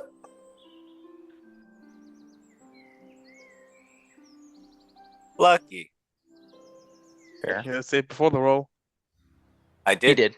Okay. Go for Okay. another one. So fuck you, Derek. Anyway, Okay. Oh, he's gonna fail That was a anyway. little step I brother almost got a sound. nat 20. Fuck But, you, Derek. it- Unwillingly drops to his knees in front of me, and I just flick him with my mage hand. Nice. So is this before or after you're done with Arcane Eye? During command is just an action. I mean, well, it would Then how Take- it would would you take me- know? take me out of Arcane Eye. Cause come on, you know when you're like, you can like feel the like. The air rushing, yeah. I Yeah, guess. My eyes the will just motion. go back to normal, and you'll just like drop down. I'll just say, enough. Okay, here, and I'll put my hand out and pick you up out of it. Yeah, Little we can, does I hope the Katash spell was know. worth it. Little does Katash know the kick me sign that Tally had Damn in it. secret put back there. Oh, But he'll never know. You'll It's never all right. know until it's too late. It's a hard life to live. Someone's got to do it. But It's yeah, hard so being I'll, black. I'll note where that crystal cave is because it definitely seems interesting to look at. Cool. And then Um, yeah, we can go to yeah. Smokey. Easily enough, you guys find your way to what looks to be like some ancient, overgrown guardhouse and make your way inside. Each door of the guardhouse is barricaded and shut, so you don't go inside. Instead, someone's going to need to, with all force, move that bitch open. Selena, I got this. bopping time. Oh yeah, Because it's made of adamantine, you may roll this at advantage, make me not plans check. nice. Darwin was asking if those crystals were like shard shaped that I saw. Or Shard-shaped. were they like big, like It was floor a, to it ceiling? was not a serious question. It was meant to be a joke of, oh, a cave full of dragon shards. Or the Oh. dragon shard. Maybe. They could be, who knows? When'd you get there, Selena? 16.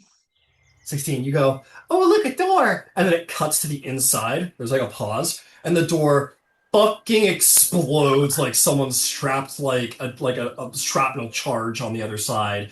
Dust springs out, the doors go flying inside, splintering, and Selena's just standing there in the doorway, buzzing as she is, happy as can be. Did we get a long rest at any point? No. Nope. This is the first day coming down here to get the dagger. Yeah, you guys made fucking time. Did we Um, fight something? Oh, I just realized something. If we go up this archway to this portal back to like level 2, in order to get back to like the Azrock, we'd probably have to go through the Drow. Do we know if there's another way around them?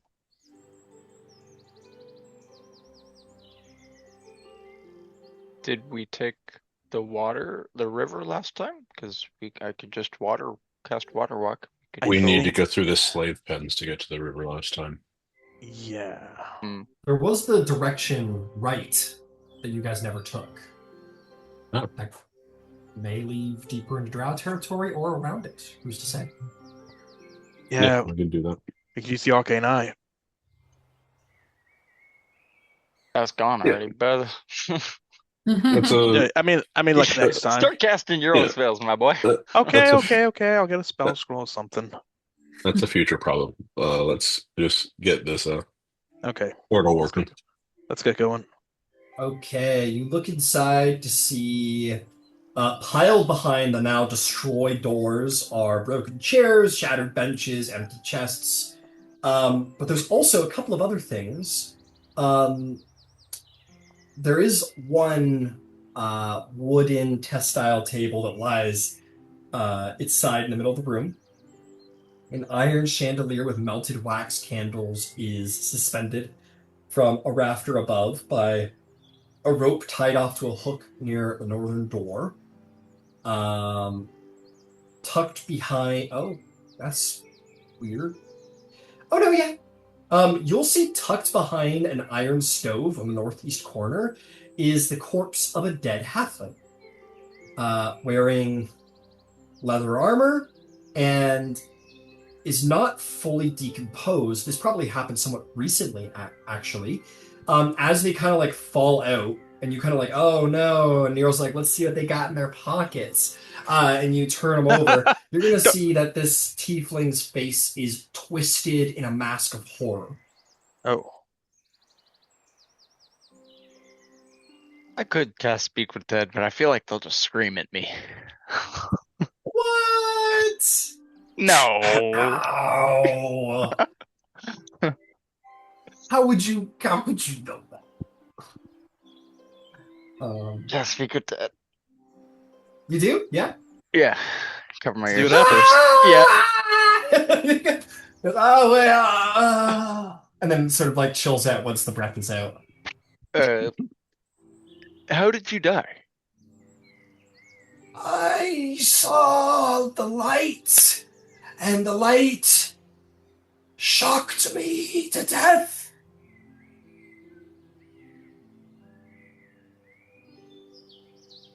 Were you alone? Yes, I died alone in terror. Did you have any belongings in the area?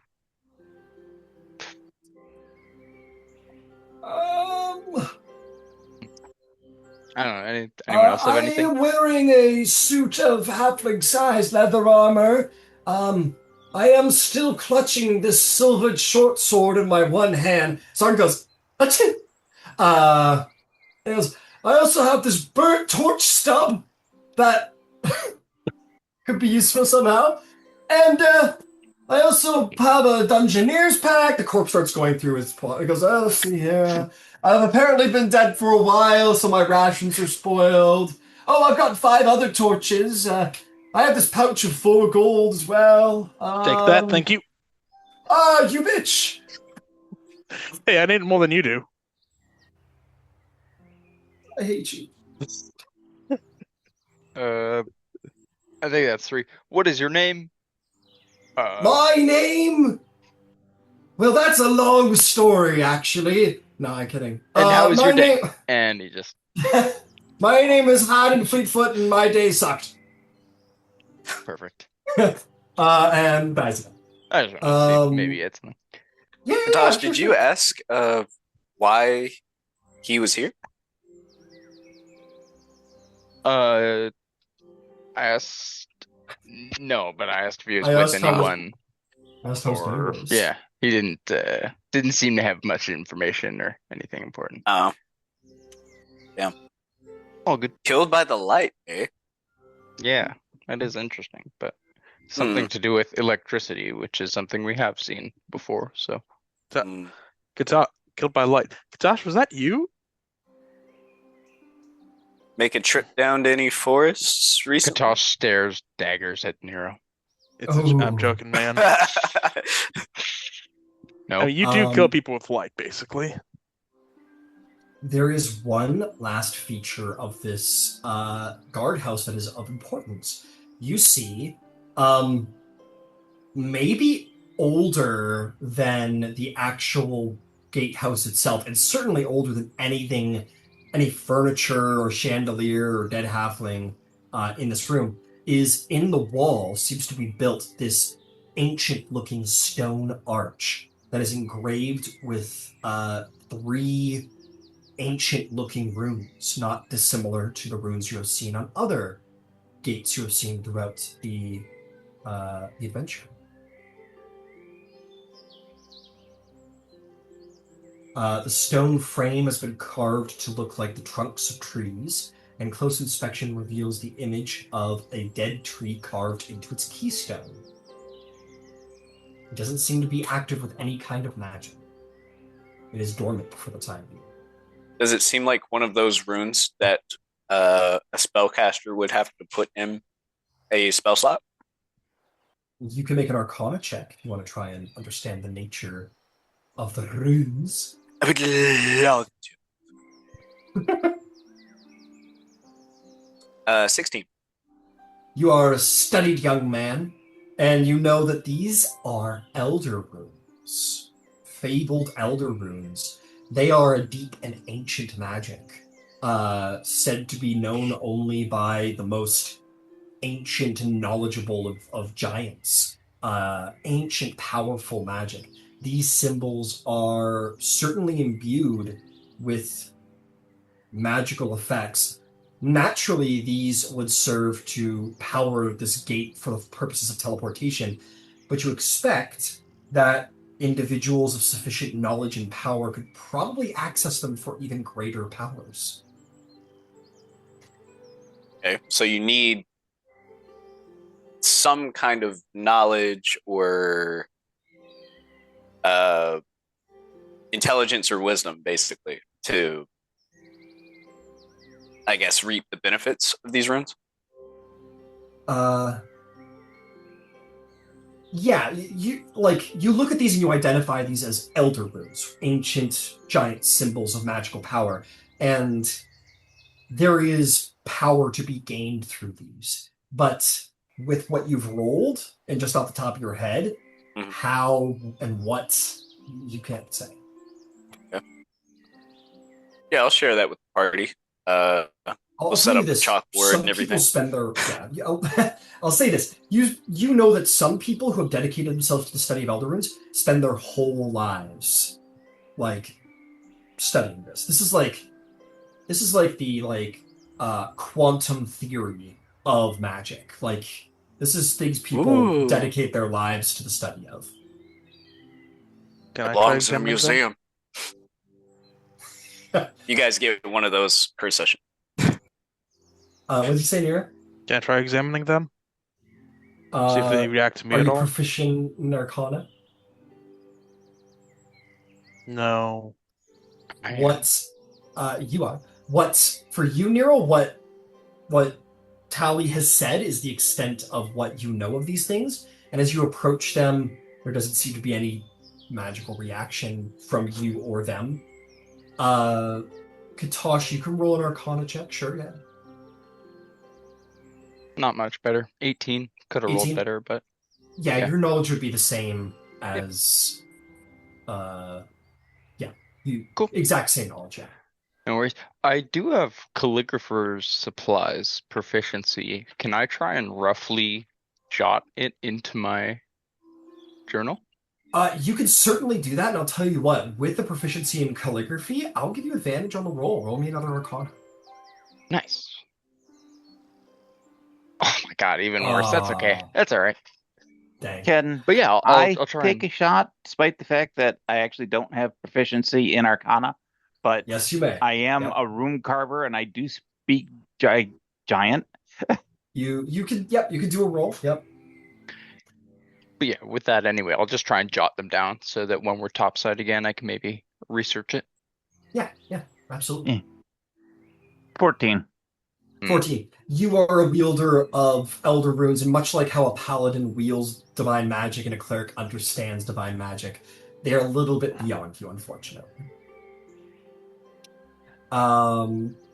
But yeah, there's certainly. Oh, yeah.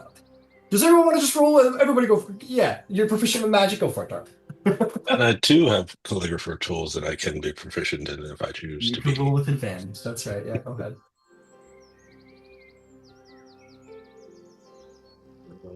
25. Oh, that's what we wanted. Dang. Just because this is very deep lore, I'm not going to give you everything, despite how well it is, but I will give you a little. I'll give you a little extra. Um, Elder runes are certainly a practice that's been lost to time. Their full proficiency was in much ancient times, was when they were at their peak, and much knowledge has been lost. With that said, with proficient knowledge, an individual can add to the quote unquote alphabet of Elder Runes. New and original ones can be crafted by individuals who have spent significant dedication to the study of Elder Runes. It is possible that the Mad Mage Halister himself may be a great scholar of Elder Runes if he did indeed put these here, and may have invented some new ones of his own. It's considered a very volatile magic. It can be dangerous. But with the right magic, they can be permanently learned and used during your adventures. There is more to be learned, to be sure, but I will say that will require at least a trip to the library to discover a little bit more. All right. I'll relate this to the party. So, like, yeah, I mean, I suppose the only new bit of knowledge would be like, I mean, you had to be really fucking good at this, but you could, really learned mages, wizards, archwizards, archmage, whatever you want to call them.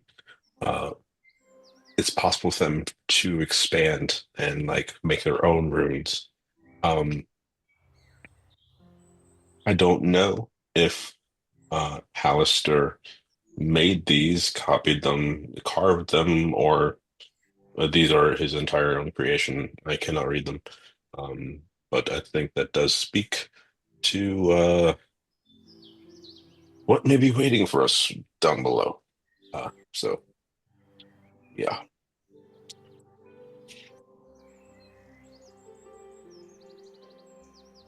So Ryan is accessing the rune and identifying the rune two different things.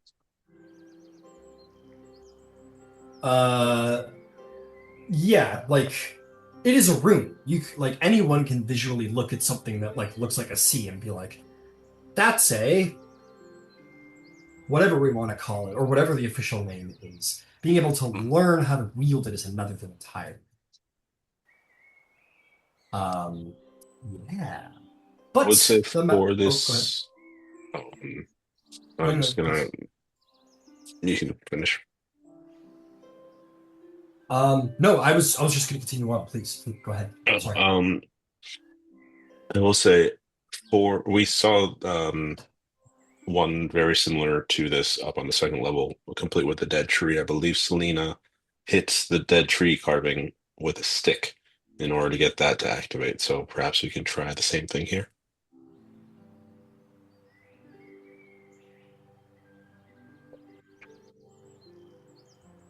What does it look like? It was It like is an art.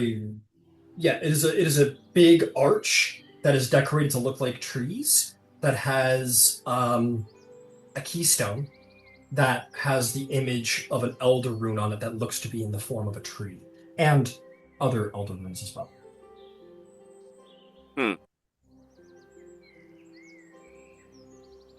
Does it look like a Fey portal? It looks similar.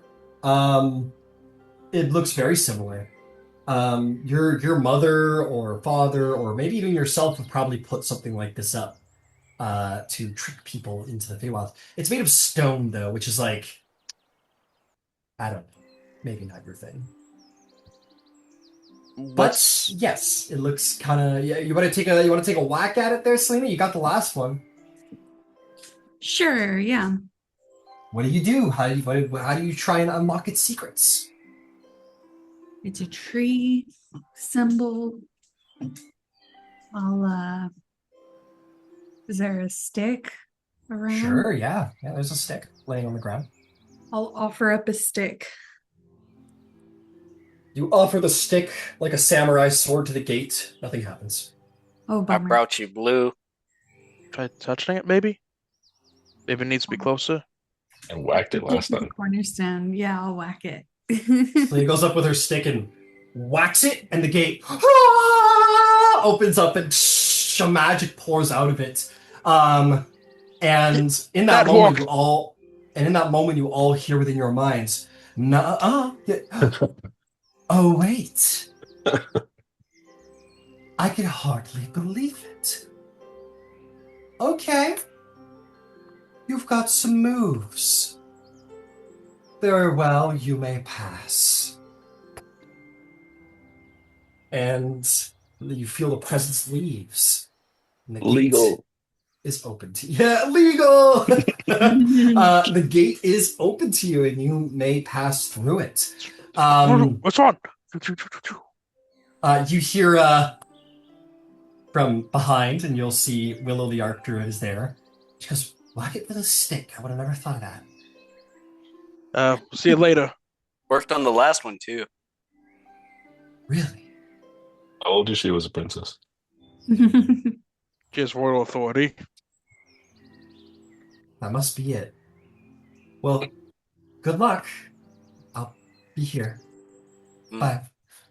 You want to come? No. No. The rest of the dungeon's dark and gross. Nowhere's dark where I go. Okay. Well, maybe you come back this way sometime. I don't know. But I like it here better. And I have animal friends and trees who are relying on me to keep an eye on the place. So, bye. I'll see you around sometime. We'll be Bye. back soon. I'm sure to bring that face cream you asked for. Thank you. Goodbye, Platinum Watch. What a weird name. There's a story behind it. We'll She'll, explain it later. yeah, you guys jump through the portals all together, and lo and behold, as you step through it, you are going to appear all the way back on level 2, guys. Give me a moment. I gotta take you to where you're stepping out from. Boss battle. Dun, dun, dun, dun, dun, dun, dun, dun, dun, dun, dun. Where? Oh, where? Okay, I gotta get the map out so I can take you there. Scroll to the top of the fucking screen. There we go. Dude, that'd be sick if all the portals weren't just teleportation. They took you to like this arena where you got to fight like the boss of that level. Like God of War. A little bit, yeah. Okay, you guys are going to appear. Oh yeah, you appear here. You actually haven't been in here. You appear in this new place.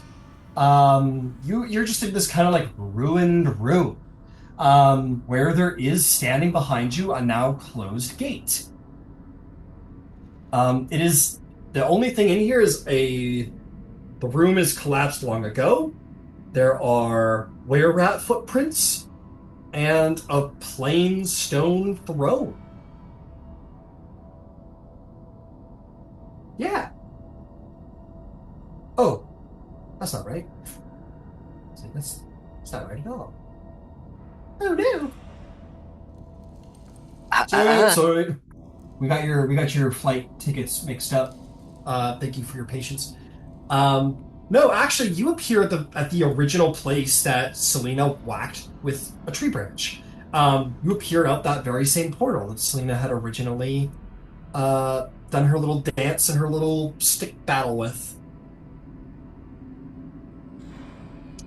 Nope, you just appeared on the second level, Darwin, at the same gate that you guys originally had Selena open, but were blocked because you weren't strong enough yet.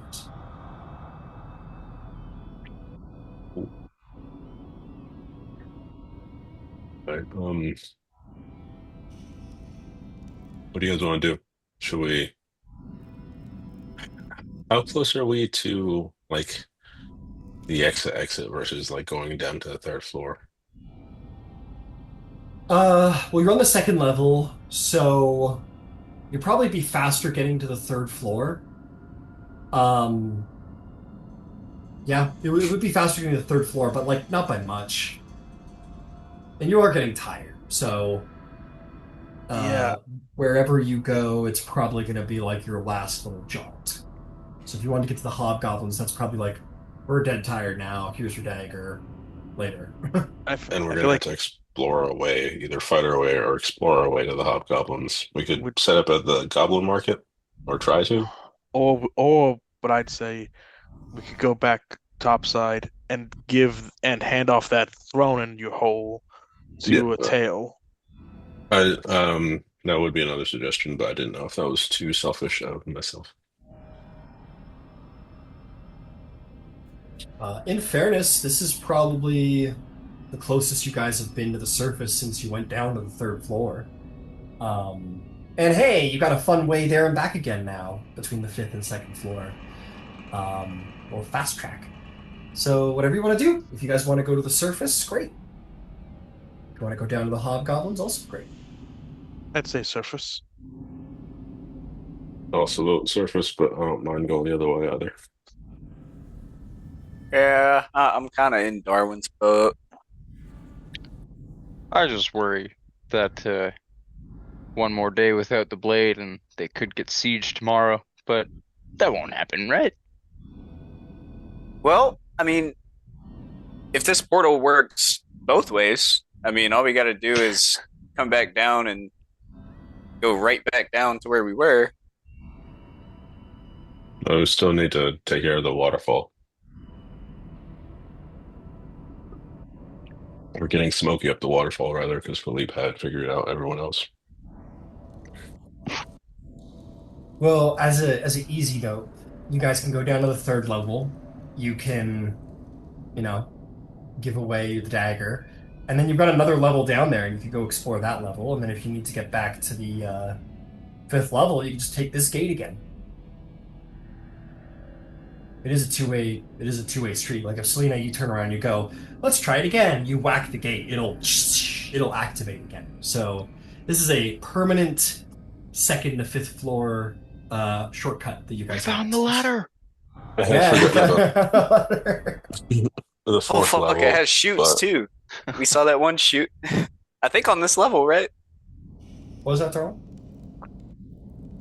I had forgotten about the 4th level, but I guess our issue is that we don't know how much like effort is between us and the hobgoblins right now, whether it's fighting through the slave pens to get to the river and down the river, or whether it's going through the unexplored territory, and who knows what that would be. I'd say we come back at full power because we don't know how strong those Drow are.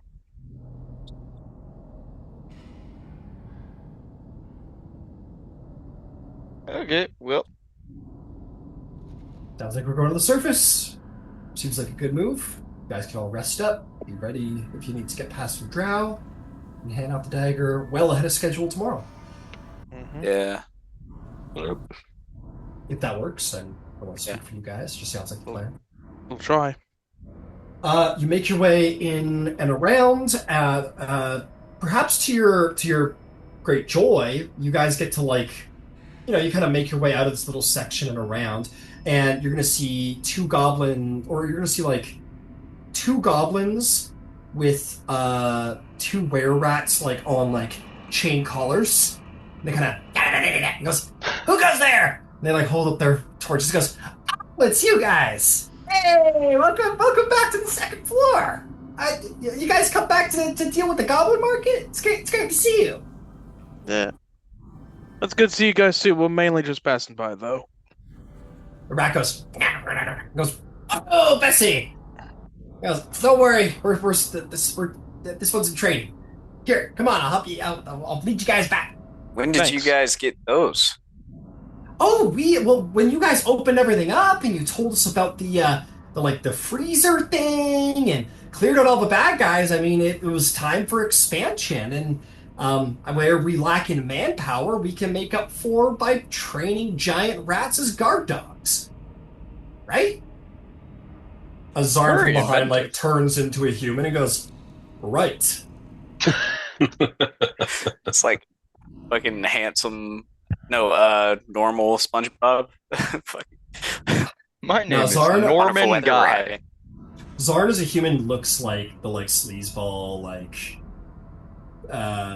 whatever character who's always just kind of getting out of trouble, but he's always in trouble kind of thing. Yeah, no, He's got the amazing, handsome. oily black hair. What color hair does Nero have? Black. How? Short combed over hair.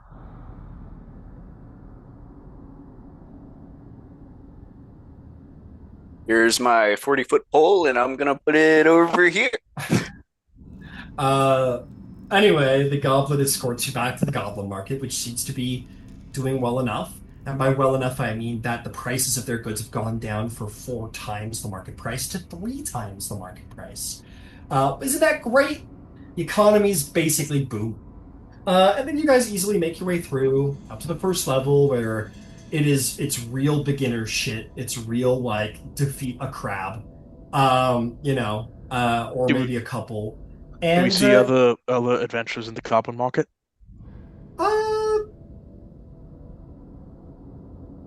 We don't see many yeah. other parties. Yeah, you see, they're not worth talking to. They're 1st, 2nd, 3rd level parties. They're they're probably more interested in you guys because you guys are the Pathfinders, But yeah, when this journey began, the 1st level is a 6th level issue, thanks to all of your do-gooding. That 1st level's become 1st level shit. Level 1 adventurers could go down there and look around, maybe make a couple gold. So that's kind of the deal. Here on the 2nd level now, it's 2nd level parties can be here on the 2nd level because you've made it not as dangerous. Boy, I sure can't wait to get to Duskhaven. I hear it's the place to be if you're an adventurer. Yeah. That man turned up dead the next day. Um, and That was yeah, the you get last a. they ever heard of that man. That is the last they ever heard. Yeah, very dangerous. Anyway, you make your way back up to the surface. You breathe fresh, well, you breathe Sharn air, which is kind of getting closer to fresh air, but not really. And make your way back to your tavern where the music's bumping, the drinks are flowing, and there's an actual justice system and a military and police to keep track of, Sharn on your behalf, so you don't have to worry about getting stabbed around every corner too much. Um, let's take a break. Okay. Cool. See you back. It's okay. Yeah, you take him to the taxidermist. I'm gonna say to make my life easy and all of our lives easy, I'm gonna say the taxidermist is just going to say, "Give me free drinks for life, and I will make you anything you want forever." Basically, Done. they have stopped making them for you. Done. Stop giving you drinks, and that will more than be fair for both parties. And that way we don't have to worry about me making up a taxidermy economy. Which is so cool of you guys for not having it when you have to do that. Yeah, he takes them from you, and he says, "Do you want me to take the parts apart for you, and do you want me to dissect it, or do you just want me to put the corpse out there for you?" So for one of these spiders, I would like you to preserve the corpse in an ambush type stance, please. I believe we'll probably put it in a upper ceiling corner, if you want to consider it like that. I have two more, no, actually just one more spider corpse. That one would like to harvest for parts. And then this Umber Hulk, I would like to harvest for parts as well. All right, Umber Hark harvest and one Cloaker harvest, and the other Cloakers be taxidermy. Oh, sorry. Yes, and then there are two. What are they called? Ethereal spiders. Ooh. Yeah, one of those will be stuffed. One of those will be harvested. Very well, Space Mr. spider. Dow. Yeah, yeah. Very well, very well. So, all right. Will be done. I'm just gonna get that all out of the way for you, nice. Two, one is taxidermy, is dissection. Umber Hulk. Oh no, Umber Hulk is getting dissected. I don't know why I'm writing all this down. I can just get that one taxidermy, and you're getting the Cloaker taxidermy. Got it. He goes, "Are you sure you want the Cloaker taxidermy? I mean, it's a rather unfortunate looking creature." Completeness. Yeah. I believe we have a source on more. Very well. And away he will go to work, but just to get you the parts that you require. Oh yeah, good rolls. He will get you what you want. So the Cloaker is going. What the fuck is all of this? Oh, they updated it. Why did they do that? Okay, are you ready for the Yes. Cloaker shit? Yes. Great. Don't worry about it. I'm just gonna post it for you, make your lives easy. This I do. a lot of information. If you don't write it down, it's gone. It's gone. Yeah, if you don't write it down, it fell out of your bag and you lost it. That's my rule. I'm gonna get rid of that. Yeah, it might take me a minute to modify all of this. No worries. And if it's better for everybody, this can also wait and we can hash it out over the week or something. But That's all good. I just need to. I literally just need to do some small modifications to the information. That's all. It'll take probably 30 seconds, but I can I can multitask. So what else needs to be done? Turn in the What- throne. Or Yeah. yeah, go ahead there. We were going to find Tail and turn in the throne for one. Got it. So that's all the cloaker stuff, Darwin, right there. Okay. Wow. Copy. Thank you. That's everything that you get. And then I will give you the phase spider stuff in uno momento. But yes, you go to turn in the other shift. Throne of what was it called? The throne of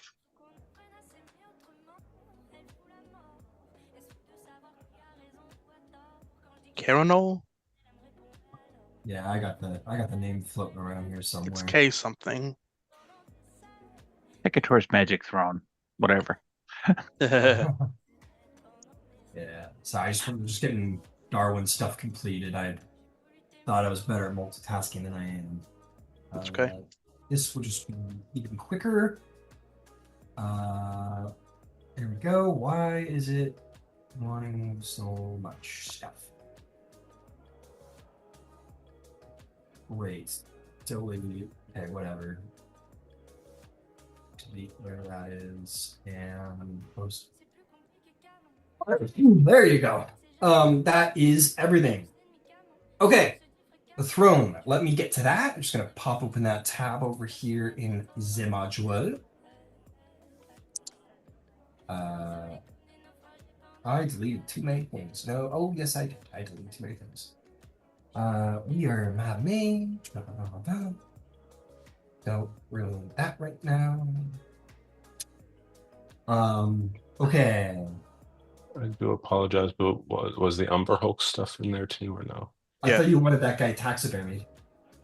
No, the Umber Hulk we wanted harvested. Okay. I will. Sorry. I'll get. We can- No, don't be sorry at all. I'll get to that in a moment, though. I'll do the throne stuff, and then I'll get that out in a second. Okay. You make your way back up. Tails is there. The bard. He's like up at the DJ booth. He's like, "You like this new track?" And he comes down and says, "My friends, my wonderful, wonderful friends. Tales have told that you are quite the explorers in the dungeon. I admit it's not as public as the dragon heist. It's harder to tell tales about things that happen, well, somewhere a little less hospitable than Sharn. Tell me of your tales. What has gone on thus far?" Well, give him the laydown and spread some exaggerate a little bit here and there for him because it probably likes that kind of thing. Of course, he loves him. Oh yeah, there were like 24 ago that we were fighting. Yeah. Fob. 12 would be embarrassing. 24's impressive. Yeah. Oh yeah, exactly. And that remember that thing you asked us about? The throne of cordial? We got it. Just like that? Got it? Let's see it. Oh yeah. Whip it out. You've given me the lay down, now whip it out. Okay. I guess we'll have Selena and Philippe kind of help pull the thing out of the hole. The fabled marble throne of Illiphon. You have found it. Truly. The throne of the elven kingdoms of the north from long eons past. My goodness. Did you by chance find the remains of the fabled King Sigaleth Urdok with the throne, or was it the throne alone? Yes. Do we remember a body being down there? Nope, there was no body. All the same. The last cornol of Illiphon will be remembered through this magnificent relic. Magnificent. Yes, I will have this passed along most expediently to where it belongs, in a museum. The British Museum, specifically. And we'll never give it back to the culture we took it from. Mm-hmm. How Evil. Like that. You're English. Got it. To the Common Museum, excuse me. Whatever Evil paleontologist. Yeah, he's like, I shall give it to the Museum of Braylon. And when the elves of Arnil come for this sacred relic of their people, we will tell them what we tell everybody. Find the No. skeepers, losers, sweepers. We'll tell them to fuck off. Anyway, Louvre. oh, what are you gonna do? What are you gonna do? You gonna go to war with Braylon? You gonna go to war with Braylon? You gonna recite the last war and get bombed to shit just like Siri? No, I didn't think so. We're keeping. Oh, so you did bomb Siri? No. We're keeping the throne. We're keeping the throne. Excellent. He goes, thanks, and leaves and doesn't pay you. And what's up, pay? He doesn't pay you. Fuck! I'm kidding. He's kidding. I'm kidding too. As soon as I find out how much I'm actually supposed to pay, it just gives me the quest. It doesn't give me anything about rewards. And in fairness, I never did tell you there would be a reward. I do, however, express my gratitude to you. For express gratitude. So here's the all jokes aside. He says, "No, I have some friends in the elven communities of Valanar who would be very excited to have this relic of their people returned to them. I'll be sure. And you brought it back with you. I expected to have to send an expedition to go retrieve it, but you brought it back in such mostly good repair. Excellent work. Well, that might deserve a bonus. I express to you my heartfelt gratitude for bringing this back.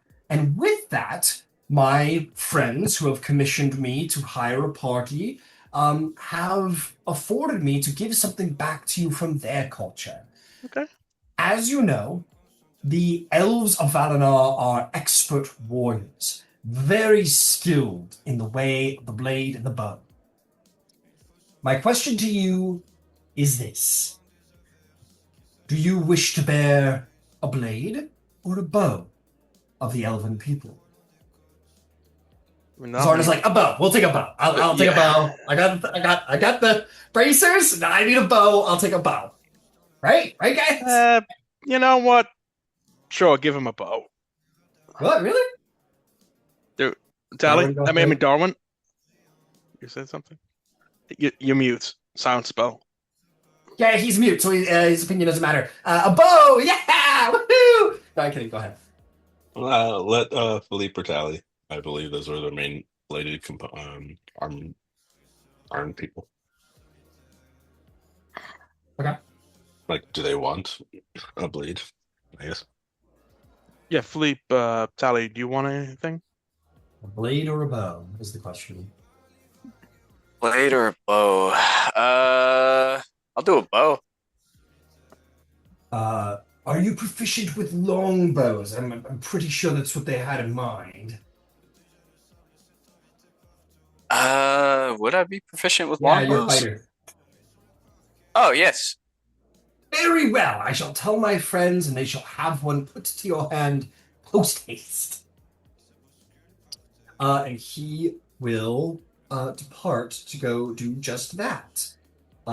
He will return a short time later, after it's been transported out of there. The throne disappears, and what is brought to you.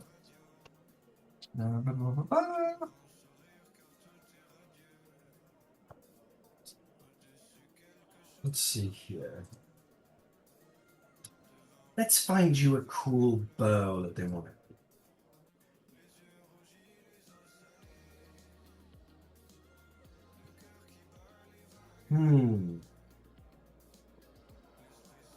Okay. This is going to be pretty great.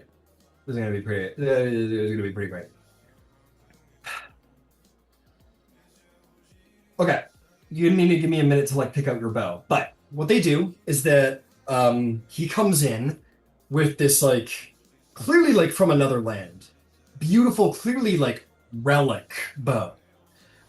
He hands to you, first and foremost, 20 silvered arrows of elven make. he is going to craft for you or give you a quiver. Now, this isn't just any quiver. This quiver is also going to be magical. I just need to go get it out. This is the quiver of Elona. You may add to your inventory the quiver of Ehlonna. It essentially functions as a one quiver armory. It has 3 different pockets for storing weapons and ammunition of different sizes, and allows you just basically to like store a fucking armory on your back. So it's like the bag of holding, but meant for weapons. Badass. Hallie needs one of them.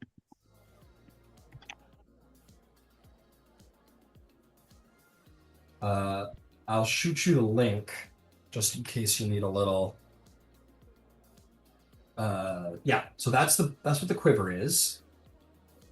And now for the bow. Helona? I imagine the H is silent, so I imagine it's a Loma. Hello.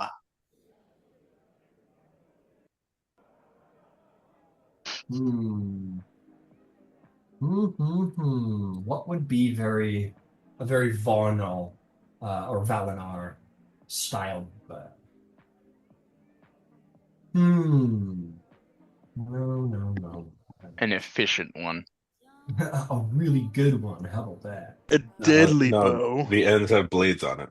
Ooh, this one's pretty good. That's true. That's probably the most true, Darwin. Okay, this is pretty good. I like this because they come from like a deserty place anyway, so it makes sense kind of. He's going to hand you this bow, and it is a very fine, elegant bow, if a deadly-looking one. And at the very top, it comes to a cobra head. This is the bow of the cobra.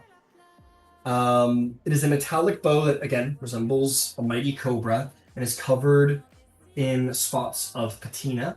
When you fire an arrow from the bow, you can choose to coat the arrow in a thin layer of acid. A target hit with the acid-coated arrow takes an extra 1d4 damage. Hit or miss, a non-magical coated arrow is destroyed after the attack.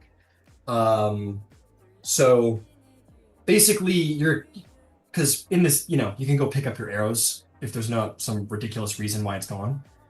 In this case, you can sacrifice the arrow to add that extra damage to it. In addition, the bow has 4 charges and regains 1d4 expended charges daily at dawn. When you take the attack action using the bow, you can expend a charge to replace one of your weapon attacks with a special attack.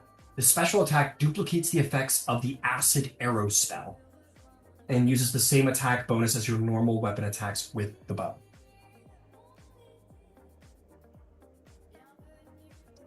Additionally, on the bow is inscribed in the Elvish tongue, Alhond Ebrath Uog Tath Shatar Intath Lalala Ol Hond Ebarth. Does anyone speak Elvish? I don't, but I might be able to learn. How does this shit work? No one in the party speaks Elvish? Nope. No, this came up before. We just came up before. Oh yeah, this whole shit. We can say that you take it to someone, or fuck it, Tails knows what it is. He says, oh, they gave me a translation for the inscription on the bow. He takes out a piece of paper from his pocket. He says, the words translate to a true friend as the trees and the water are true friends. It is a symbol of friendship between the elves of Valinor and Yorpon. This is more than just a magical bow. This is a symbol of friendship between you and they. That you have done a great deed for the elven people. I suppose I have.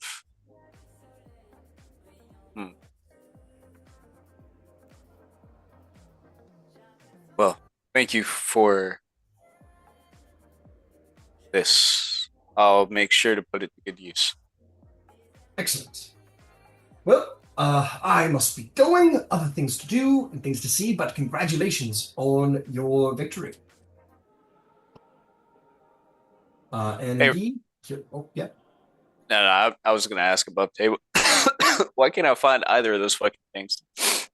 you can't find them. No, not when I try to add them. Let me try and figure that out for you.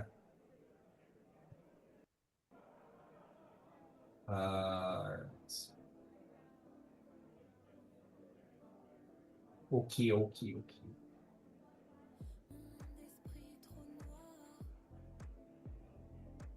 Yeah, you've got everything enabled. When I put in quiver, I see the quiver of Alona. Are you in like add inventory versus just manage inventory? Yeah, add manage inventory. I was asking Tally. I'm in manage Yeah. inventory. I found it for you. I'll add it to All your right, inventory for you. you got the quiver, right? Yeah, I found the quiver easy enough, and I found the cobra longbow. Cobra. Just hit the refresh button. They should both be in your inventory now. Gotcha.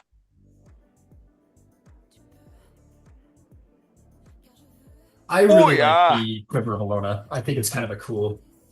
That's a cool item.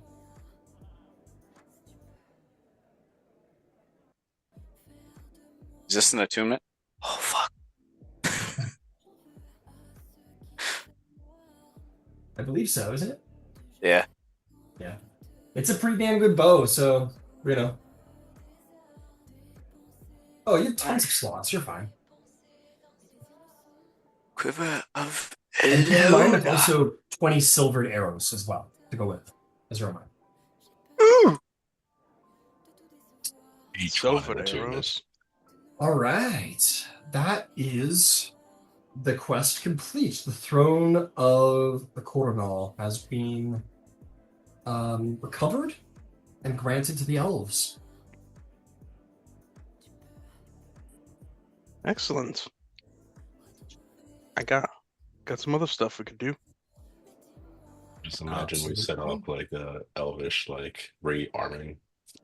Like, oh, they're starting to rally and militarize y'all. That's gonna be a problem in 5 years. Yes, and also remember and take very specific note that this is not just a bow of, uh, you know, ability. This is also a bow of political power. Um, elves will, elves of Valinar, if you meet them, will generally be more willing to hear you out and so on. So, this bow is basically a symbol of good deed and friendship and all that good stuff. So, can be used to help you out. There's the Umber Hulk stuff there, darling. Thank you. I can't find silver arrows. Just add arrows to your inventory, and I believe there's a little checkbox that you can hit to silver. Gotcha. And you said 20. 20, that's right. Oh, we'll set up some shit in there that's going to be distracting. Uh-oh. Ooh, There we go. those eyes. Harvest the Umber Hulk eyes. Yeah, arguably, the eyes might be the most valuable part of the Hulk. Interesting. Yeah. Because as strong as they are, it's their ability to make groups go into an infighting confusion that probably makes them deadly. Mm-hmm. Thinking the helm needs to eventually match my robe, but I'm just wondering what kind of shield may I be able to make from the carapace? Make me a nature or arcana check at advantage because you have the ability to craft such things.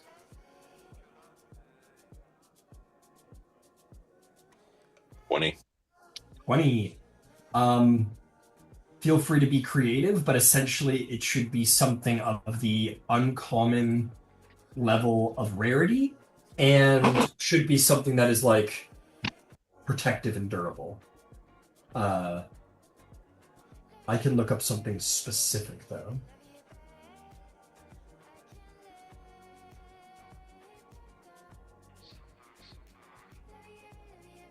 So, uncommon shield. Yes, that's probably what's getting in the way. There we go.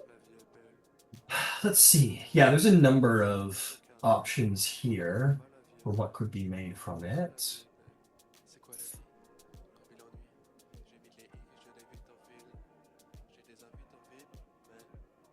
If there was like a kite and shield, that would be very, very cool. There's the shield of the tortoise, I guess. Oh, there's a spiked shield. That could be possible.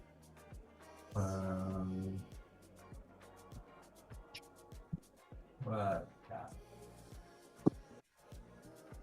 There's the barricade shield. That could be good. Battle chief shield. It's technically a bullet. Yeah, I'd probably say that for bullet. Spoil about what's And coming. also, you can be a little. Oh, actually. Oh, no. I apologize, Darwin. Something of the rare variety. Oh, Rare variety or lower. I'm sending you an item I saw online. It's uncommon. Would you turn it into a rare by adding like a +1 to it?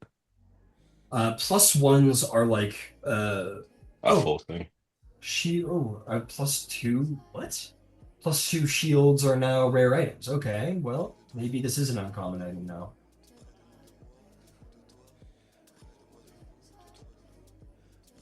Yeah. What kind of shield does Philippe and Selena have?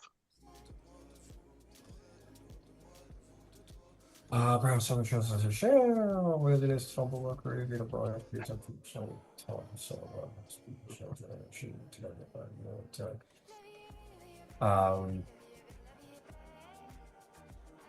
that's cool.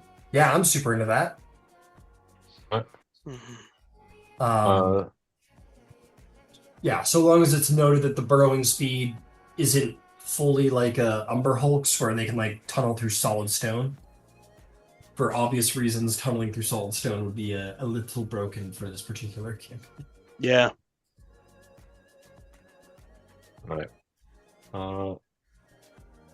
Then yeah, I'll leave it to you, Philippe, since this would be for you. I'm gonna share it over So I in guess the it'd be an main chat. Would you rather me keep it as is, and it's something that I could get to you in a day at the fastest? Or would you rather have the +1 to it, and we probably won't see it until the next time I'm able to take like a full week of downtime? I'm in no hurry. All right. Then yeah, I'll keep it on ice, and then we'll plan to just make a rare shield next time we have like a bigger break. Well, Okay. I'm not. I know we got deadlines right now. Cool. Very cool. All right. Thank you, Ryan. I have all those parts, and I'm not going to go into a whole crafting thing now, so I'll just tool around with those in the background for the next couple of weeks while we actually do stuff. No worries. No worries. Man, they don't have anything to do with Lumber Hulk, so I found this page. yeah, why is it so hard to find Lumber Hulk magic items?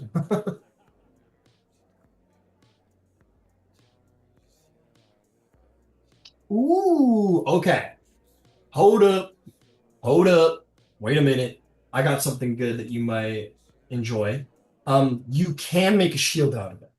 However, you can make the claws of the Umber Hulk, which are heavy gauntlets of brown iron forged from Umber Hulk claws. Fit the wearer's hands from forearms all the way up to the elbow. While wearing both claws, you gain a burrowing speed of 20 feet. And never mind, because you can tunnel through solid rock. So, so forget all of that. But I would say like we could do something like this. Because you also get like a melee weapon attack with it that deals a D8 of slashing and uses strength modifier. And then I could just take out the solid rock part and we can give it some other cool feature like a +1 or something like that, if that was of interest. So Umber Hulk gauntlets could be cool. I'll make note of it. Thank you. That's a D&D Beyond item, so you can look that up if you ever want to. Oh, awesome. Cool. Claws of the Umber Hulk is what they're called. Okay, cool. Is there anything else anyone wanted to do on the surface before heading back into the dungeon? A few quick things. Sure. Let's get this finished off with. First off, let's sell some stuff. Sell some shit. Yeah, go for it. What do you want to sell? First, I'll go find some kind of merchant buyer, and first off, I'll start selling some of the relics we found down below. Yeah, I'll just put forth like anything that's mundane, you can sell just fine. Anything that is mundane, that is weapons or armor, or for any reason would be like tarnished, would be at half price. So that's all weapons, that's all armor, that's all shields are half price. Jewels, art items, if I gave you coinage, then you can just add the coin and you can just sell that off and that's fine. Okay. First off, elven golden gauntlets. Yep, those are fine. Sell those. 250, okay. Next up is a gold belt with obsidian buckle and studs. Yeah, you got honestly, if you want to just like copy and paste and send her my way and I can just skim it quickly, that could be easier if that works for you, Derek. Okay. Oh yeah, sure. Hang on. Sure. Yeah, I'll that just works for start you. a This might be copy What and is pasting. Zarn wearing? Zarn gives it all back to be sold. Okay. He was wearing it all, but like he doesn't think he's gonna keep like several hundred, maybe 1,000 gold worth of fucking bling. He gives it back. He's also very scared of the hot drow lady who's in charge of him. So he won't go against you guys, because if he isn't good to you guys, you'll tell her and she will punish him. Uh-huh. Yeah. And And meanwhile, like while that I'm doing would ever want this, that. for Scorn, while I'm doing this, I'll buy him a bow and arrow.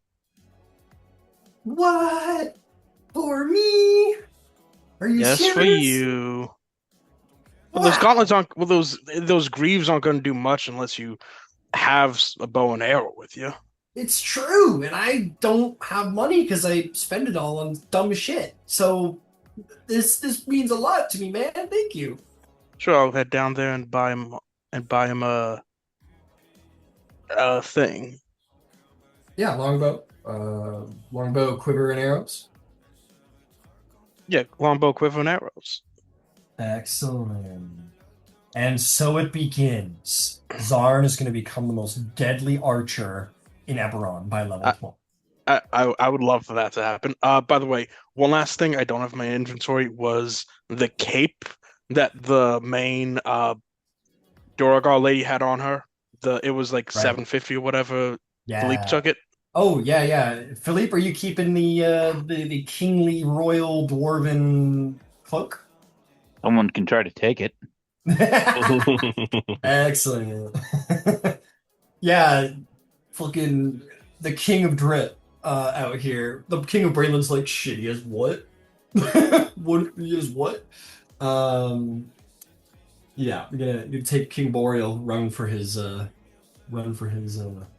majesty, shall we say. Okay, thanks for that, Darwin. We'll take 50 gold there, and here's the list coming in, Ryan. I'll calculate all of it. Sweet. Do you want to send me the gold that these things are all worth as well? Oh yeah, shit. Gold gauntlets 250. Okay. Gold belts with obsidian buckle and everything. That's also 250. The moss agates. Oh, those are 5 together, so that should be 250. Got it. Okay. And obsidian bottle plus 50.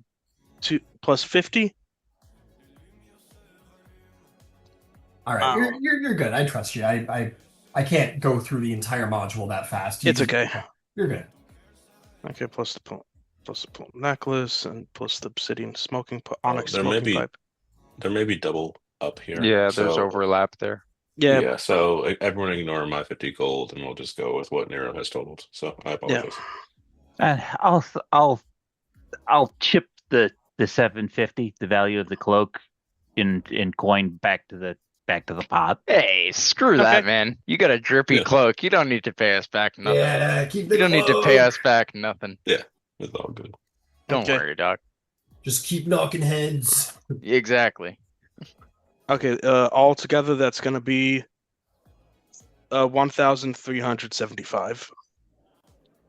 Divided by 6 will be about 229 gold. Right on. Nice. Okay. Thanks, bud. That's more than most people make in a year in Everon. Mm-hmm. Great. Excellent. Yeah, we'll come up here for a longer rest, for a longer break when we finish up on level 3. Yeah, I'm not too worried about that. I know we got stuff to do, and Okay. Most people make 480 gold a year. And that's skilled hirelings. That's people who have like Blacksmiths, smiths experts, or mage rights or whatever. So yeah, you guys in less than a week casually make half of the average skilled worker's wage. That's great. That's very cool. I would call ourselves skilled workers. Oh, you guys are more than skilled. I guess that's the point.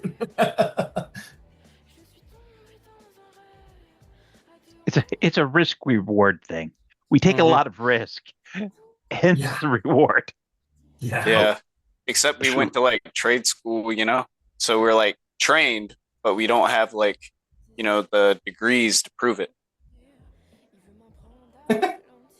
Well, throwing yourself at certain death can make a profit if you get out alive, I guess. Should we interrogate the prisoner up here or in the presence of the warlord? Let's get to the warlord. Don't worry, I'll put the nails to him, says Sharn. Just give me like a closet and I'll kick the shit out of her. I have another way that might help when we get back to the warlord. Well, in the meantime, Sharn will just like take her back to some back room. Be out of the way. It's probably not best bringing prisoners through your place of business, like out. Yeah. I'll take her out the back door. Oh, well, we cannot burn either. Like, yeah. Do you want? Should I? Yeah. Am I gonna? So I want to be a part of like the crew as well. What do you do to your prisoners? Do we like flay them or take their fingernails or their teeth or something? Like, what should I do back there? Just make sure she doesn't crawl off anywhere. Brand her. I brand her, right? No. I should brand her with a platinum coin so everybody knows not to fuck with. No. We'll figure. No, the warlord would like to have her unmolested so he can rip her to pieces. Okay, got it. Right. That's part of the. I forgot about that. Yeah. Okay. I'll treat her. But I like your spirit. Thanks. I want to be involved. You know what I mean? If I gotta do some initiation, like torture prisoners or whatever. No. You don't need to do that. No. You don't need to do anything like that. Just you've helped us kill some enemies, so that's good enough for us. Okay, all right. Fair enough. Hey, Tally, you want to trade bows? Right? Want to trade bows with me? No? Yeah? Yeah, I'll trade arrows with you. Yeah? Okay. Here. They're silver arrows. Gets quiver and arrows and offers them to you. Those silver arrows. It's on. I pull out a silvered arrow and knock my arrow into the bow and pointed at Zarn. No, it was Tally. He runs for dear life. Tally. You don't see him for the rest of the day. Can you stop threatening? Can you stop threatening our partners like that, okay? I didn't threaten him. You pointed an arrow right at him. He said he wanted to trade arrows. To me, that means, oh, we shoot arrows at each other. Well, they were going to stand across the room and they were going to shoot at one another. The goal being to meet midway. That's fair. All right. Is there anything else you guys want to get up to while out here? Yeah. While I am keeping the Duergar prisoner, I will be good enough to pony up a stein of the dwarven stuff that we brought up. Oh, cool. Very nice. Yeah, you absolutely go for that. No problem. As a note, a copy of the Sharn Inquisitive is laying around. Apparently, crime's at an all-time low in Sharn these days. You know, the Guard and the Red Cloak Battalion, they've all been cracking down on crime, and since the Dragon Heist, things have been chilling out a little bit. The Boromar clans put their heads down, and certain cultic elements are scared to rear their heads, and House Darkanon seems to have only do murder on Sundays. Sounds like all the exciting shit's down below. That's because this is the pot. This is us. Yeah. We're providing a service to the city. What's that saying? Out of the Frying pan. out of the frying pan and into the fire. Yeah. Oh, I thought it was out of the war into the police action. I get it so confused. Out of the trap and into the poison. There he is. No! No! He turns into a rat and runs away, and someone goes, "You're not much of a looker yourself, lady." It was like a suggestion, Tally. I suggest you stop trying to shoot Zon. I didn't shoot him. I didn't do it. I don't dislike Zarn. That's wisdom save, Tally. Oh. Whoops. Damn. What's the Wisdom spell you save casting? Suggestion. Stop. I suggest you stop trying to attack Zon. Okay. Give me 1 sec. Deal. Shoots Nero. Cool. All right. Look.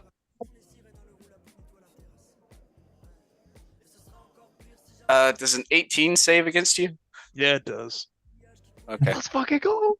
That's crazy. Ooh. So, some news. First and foremost, your ghostly friend, whatever his name is. What's his name? It's oh god, I remember Lane. Elaine, yes. Elaine, yeah. It says, "Hello, welcome back. Ooh, it's so good to see you all. You've been gone for so long. Things are going great in the tavern. This is for you." He's gonna give you guys 300 gold. Hey. Profits. For each of us or Small- just individual as a whole? This is for the whole party. No, you're not that profitable, Nero. Okay. You're not that profitable, no sir. That guy can dream. This was a very good week. It'll probably never be this good again. This Understood. was like I rolled a 1 out of 100. It was a 1 out of 100 thing. Great at probability, Elaine. If you had to quantify it. Anyway, I just wanted to remind What is the value of a single mortal soul? Also, I wanted to remind you of a couple of quests you've been asked to perform. As a reminder, you had been asked by one Matrimeric 3 Strings to go to a tavern called the Flagon and the Dragon in Duskhaven and deliver the pouch. Yes, you recall. Excellent. Was just passing along the reminder. Also, forget not your search for one Crusado Rosnar. Keep an eye out for the young heir of the Rosnar family who has disappeared somewhere into the dungeon. His sister had requested you give her your assistance. He is a 22-year-old man, fair skin, dark curly hair, trained. And apparently he's a sneaky boy, is what she said. Keep an eye out for Crusado's platinum signet ring with the family crest upon it. A falcon diving on a field of blue. With the family motto, fly high and stoop swift. And you will get a reward. Last but not least, already has it been known your success with the Throne of Cornwall's retrieval. It has made waves, my friend. Waves, I say. So much so that word has reached none other than Lady Willand Moonstar, matriarch of the Moonstar noble family of Sharn, and apparently is looking for some capable adventurers to perform some work down in the vaults of Joshrat if you're looking for a couple of side quests, some other side quest things to perform while you're down there. Okay. Should I set up a meeting for you perhaps tomorrow before you go back into the dungeon? Well, maybe after we come back. Tomorrow before we go in, so in the morning maybe. Excellent. I'll make sure that Mr. Lyrandar's sky skip is ready to take you to her estate in the upper part of the city. Excellent. That is all. Goodbye. And he will fly away. Thanks, Elaine. You're welcome.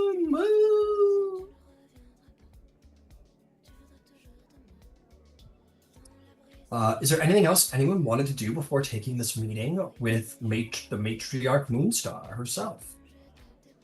I'll take a nap, shower, and stuff like that. Long rest, okay. Anybody else?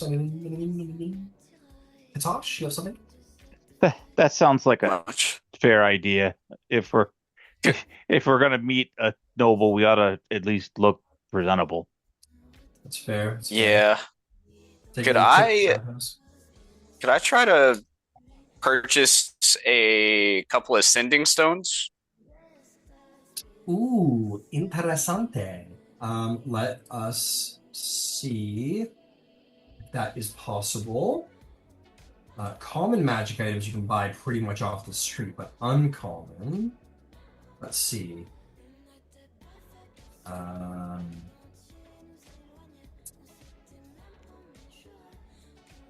Give me a moment. Let me look up the benefits of your previous affiliations. They might have some possibilities ready for you.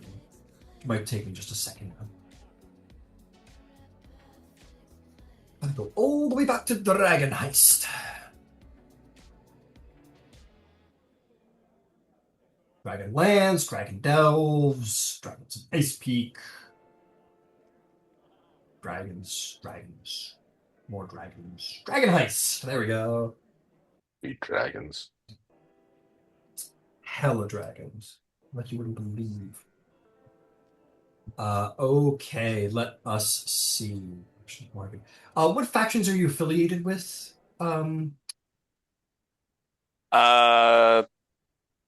Fuck. Esoteric right. Order. You got those guys, Esoteric Order. Yeah. Wardens of the Wood. right? Wardens of the Wood. I mean, I'm a person in the Red Hands, I think. Red Cloak Battalion. What university did you teach at? Say what? What university did you teach at? Moorgrave University. What universe? University. What university did Because you you're a teach at, Mr. professor. Jones? Your professor. Oh, Of archaeology. Howard. Is that the one that he taught at? I can't remember. No, it's a historically black college. No, Hey man, I I don't got think lore. Indy was All there. right.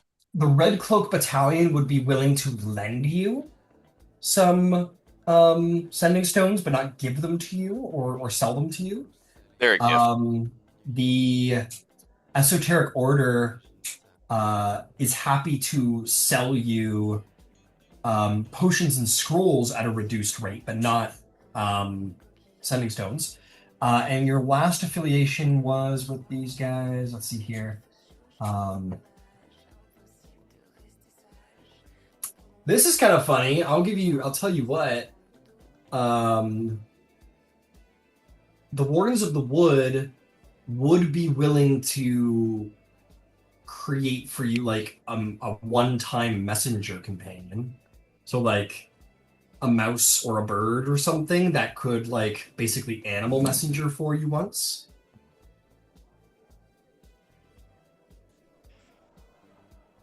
This is gonna be a gift to someone. Then you're gonna need to dedicate some time to like go out into the city and actually like find someone willing to get rid of sending stones, and there's not a lot of people who are. Mhm. It's a pretty useful device. Yeah. I suppose I could steal it. You could commit to some crime for a week and find a mark and steal from their home, it's true, but either way, however you go about it, it's going to take a minute to source it and buy it or steal it. I can see it tomorrow, so it'll be okay. I can make it in like 3 days. You know what? As a fun note, you're like, man, like you're walking all over town trying to figure it out, and you're like on your sky skiff, like heading back, and you're like, fuck, there's nobody. And then like you hear, long time no see, and you'll see the Black Viper appear from the shadows of the skiff. How you doing? I heard you were looking to source something, Miss Dr. Jones. What are you a doctor of again? Arts. Archaeology, paleontology. Take your pick. Mm-hmm. It was more for college, by the way. Movies. Of course you are. Well, good news for you. I'm a doctor as well. I am got very steady hands like a surgeon. Okay. You're more of the doctors who do, I guess. Something like that. You were looking to obtain something? I was. If you're willing to pay, I am always up for the thrill. And I don't suppose there would be a past acquaintance discount? Of course there is. I'll not charge you the full price. I'll only charge you, say... Well, we are stealing it. We did give you one of the better experiences of working as a party. So It is true. Make me a persuasion check. persuasion. I'll luck this for sure.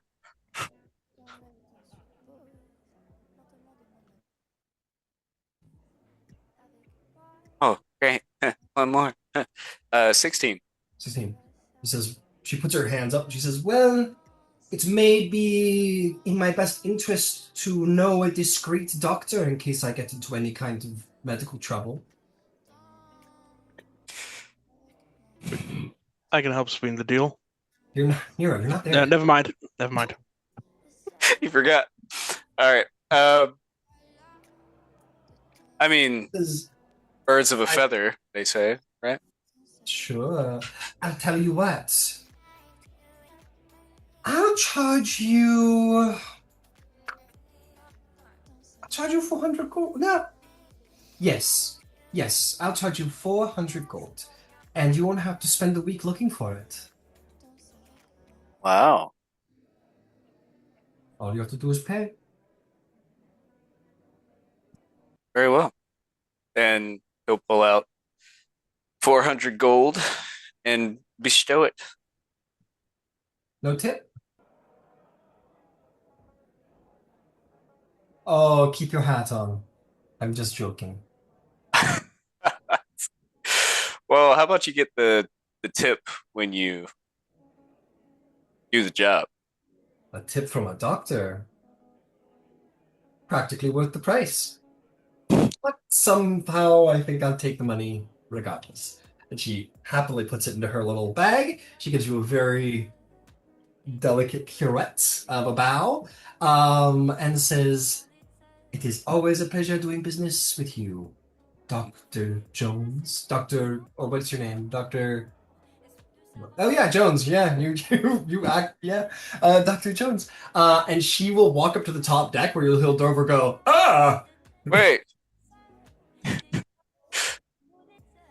how have you been? nice try. And she will do like a little. She definitely has like the grappling hook to the side of the thing, but you see the line go up, and she just dives off the side. Dover's like, "Holy stuff!" Goes, "Oh my god, I can't believe it!" And she just like does some cool rooftop thievery shenanigans to make it coolest. He But yes, leans over the side and tips his hat in her general direction. You seeing you, doctor? Uh, but yeah, she will go retrieve you your magic item. She is happy to do the legwork in exchange for the full price. Because she's not paying for it.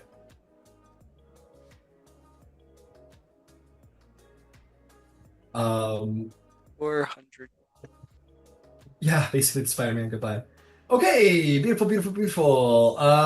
Moving right along. Is there anything else anyone wants to do before the meeting or the quest? No, I'm good. Okay. You all bathe, you all get some much needed sleep in a comfortable bed.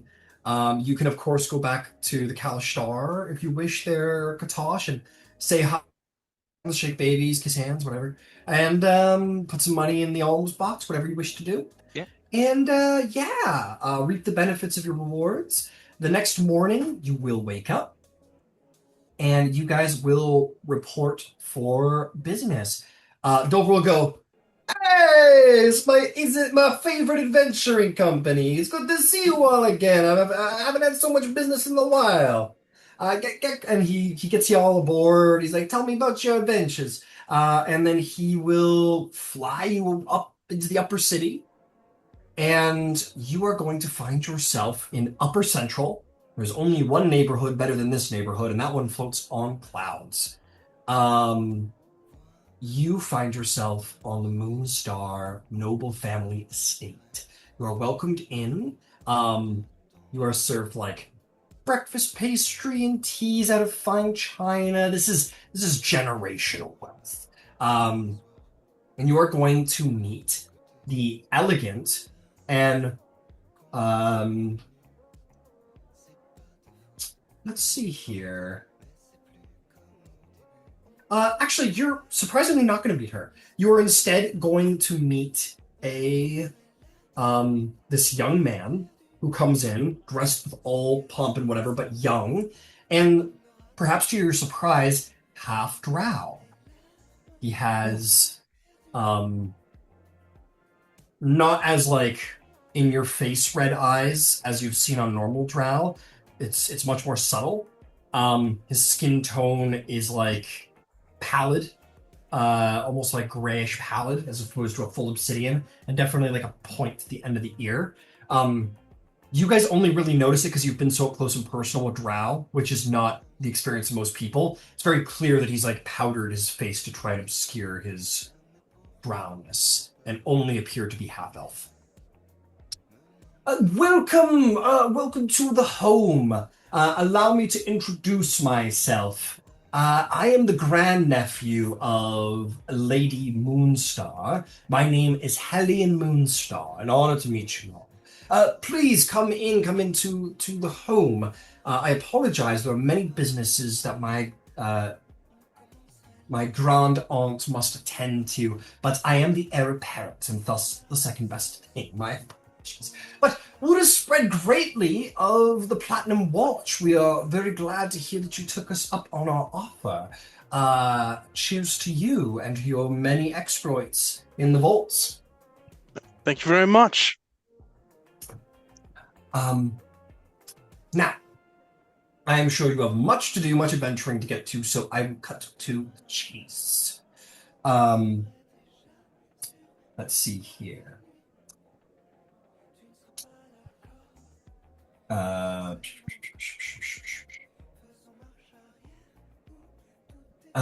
tell you about this. So we're going to bring him back.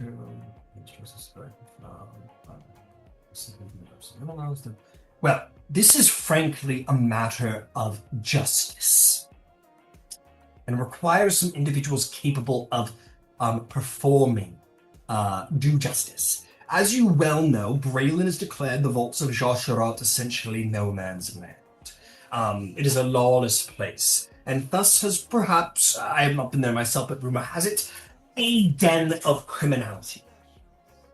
The Lady Welland has not forgotten a certain dishonor that has been done upon the family by a member of our own home, one Vanrak Moonstar, lorded over our house long ago. Varnak is a worshipper of the Dark Six, and when everything happened with the dragon heist, he fled, and it is our belief that he is now deep within the vaults of Josharat with his small army of worshippers of the Shadow. We would wish justice be done upon him, so much so that we had once called upon a longtime ally of the family, a bronze dragon by the name of Gilster, who was asked to go find Von Rack, bring him back to Sharn to face the king's justice. However, the dragon has not returned.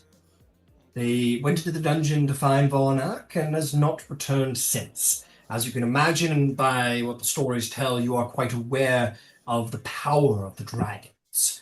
Whatever befell them was something of, great concern. And our family, in the name of honor, feels not right about this. So we would wish to contract you to do two things specifically.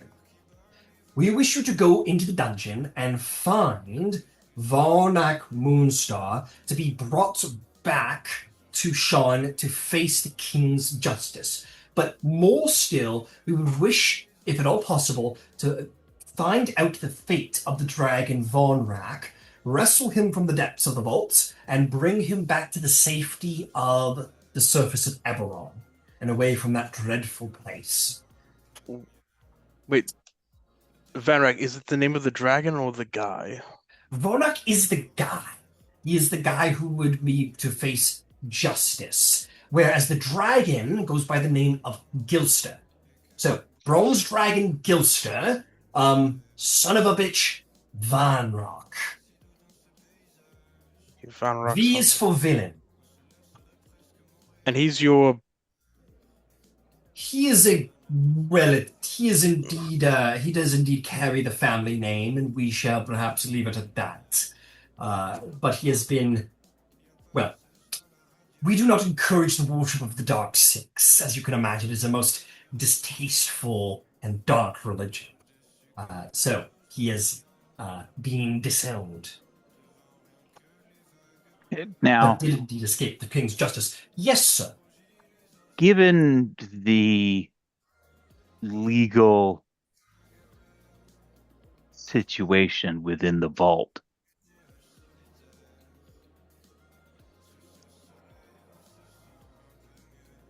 if it wasn't possible to bring Varnak back intact, what pieces might you want as proof that justice has been delivered expeditiously. My, you are rather my uh goodness. You took me back there for a moment. I It's not that we're gonna make it our first Oh, first. make no mistake. My shock is not for dismay, but only I'm quite pleased to hear of your thoroughness.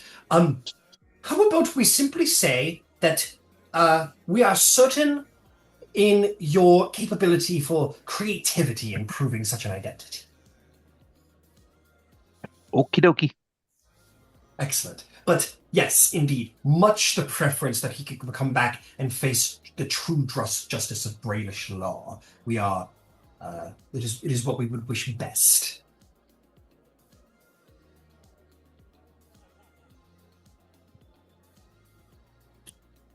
We'll keep that in mind. Excellent, excellent.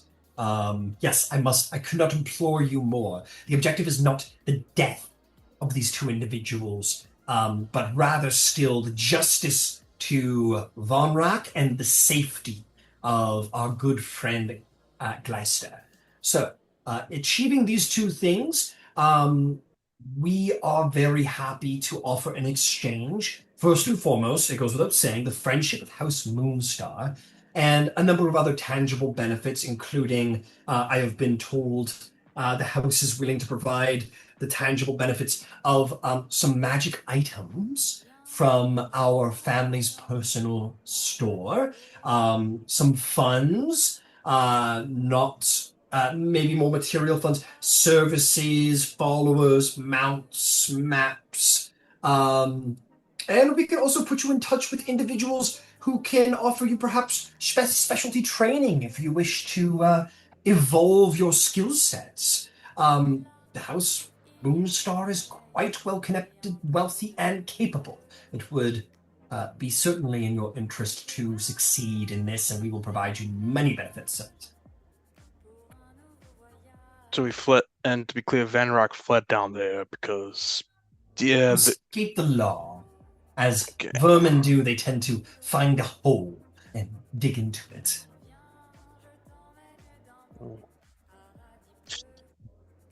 Well, is Zon uncomfortable with that comment? You look over at him, he's like, yeah, true. He's agreeing. Yeah. No, why are you looking at me? Nothing. All right, we'll definitely look into this. We'll try to figure out where he is, and if that's okay with all of us, right? Fine by me. Excellent. You cannot begin to understand how graciously happy House Moonstar is to have contracted your support in this matter. A matter of tremendous concern to the noble house of Moonstar. All right, sure. I'll report back when we have progress or we have any questions, and I'll get up and shake his hand. Well, we will kindly shake your hand and shake each of yours and says, excellent indeed. Most exciting. Have an excellent rest of your day. May your travels be safe, and may the sovereign host watch over your paths. And you. Yeah, you guys can get back on. He graciously provides coinage for your return journey back to your home. You fly back down and got a new quest. You got to go find this dragon. I am happy to post those names if any of you want. Thank you.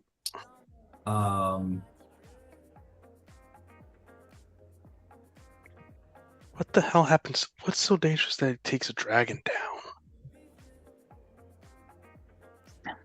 A bigger dragon. It could have got turned into a statue. There's all sorts of crap down there that we've already seen.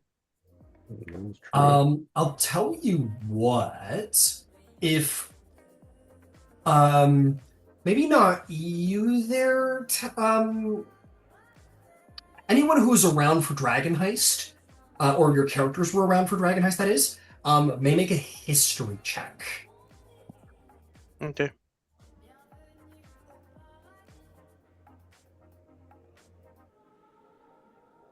$26. 12. 22. You would have read in the paper that Van Rack Moonstar, after, of course, the Castellanters, was one of the big ringleaders of worship of the Dark Six in Sharn. And with all of the excitement surrounding having captured and dealt with the Castellanters, he got a chance to go to ground and they never managed to catch him. And now you know why, because he fled into the one place the Braelish wouldn't go, which is Old Sharn and the vaults of Jasharat.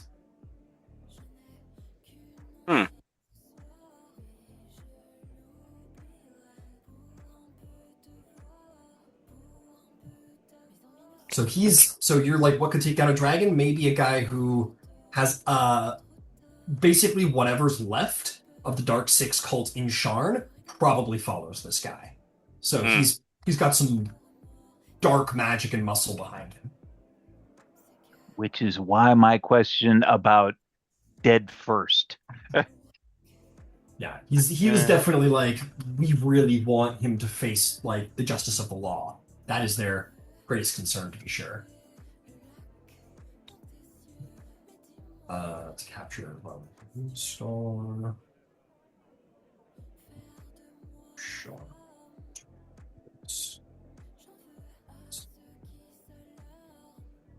Justice and rescue the bronze dragon. Leicester. Let's. There it is. That is basically your quest. You can. I think that's pretty.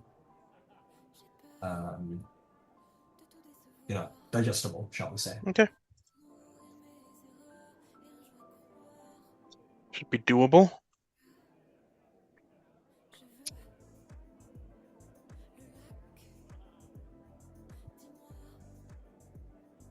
Back to the dungeon. All right, back to the dungeon you go. Let's go.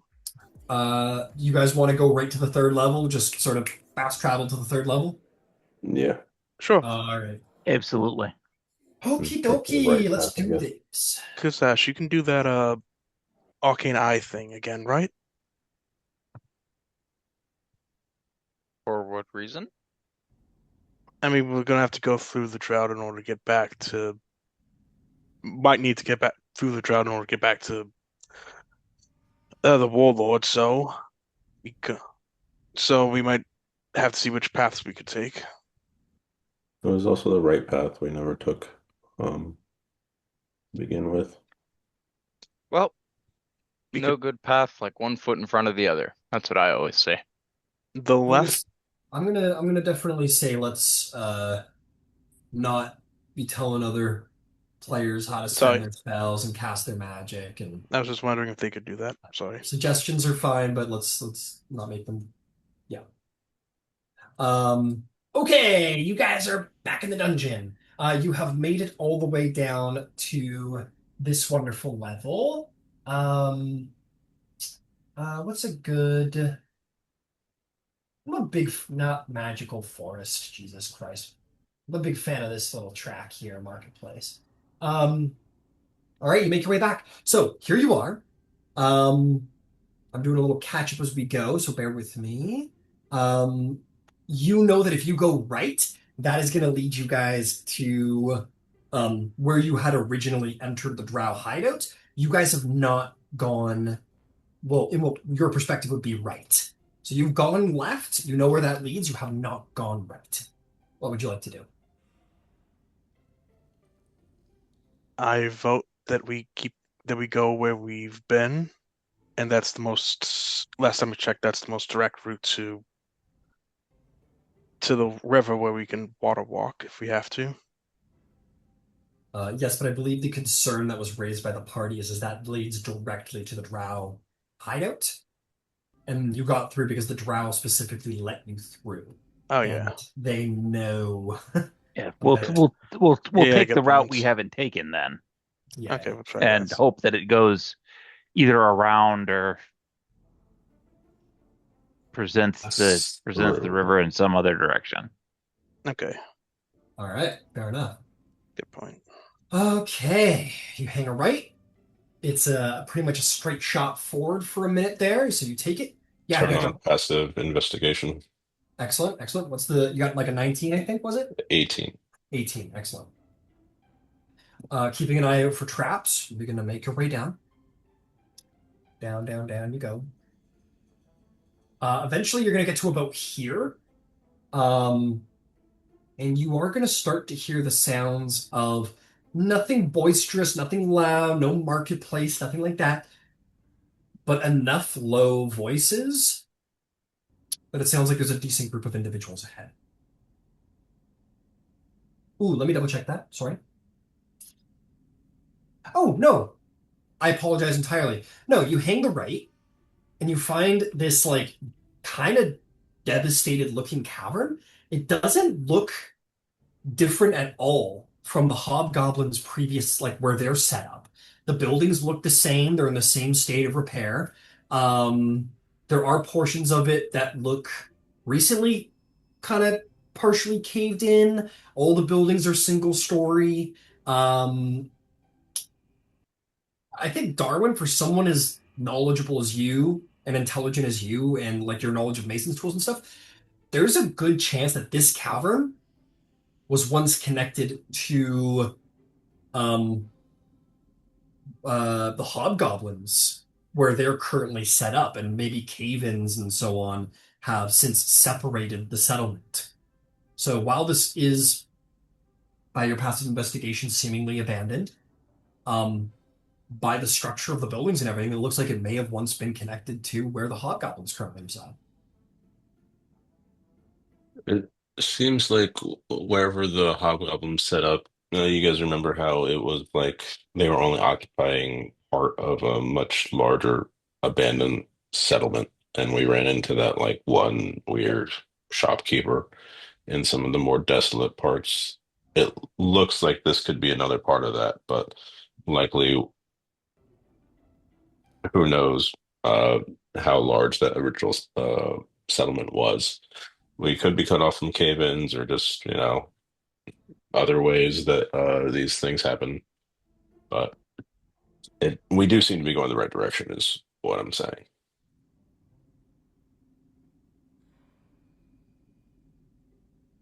So, Okay. Yeah, it is, there's plenty of busted up looking buildings around here. Do you want to just proceed straight on, or did you want to look around? I'll look around. Take some time to look around. Is that what the group wants to do?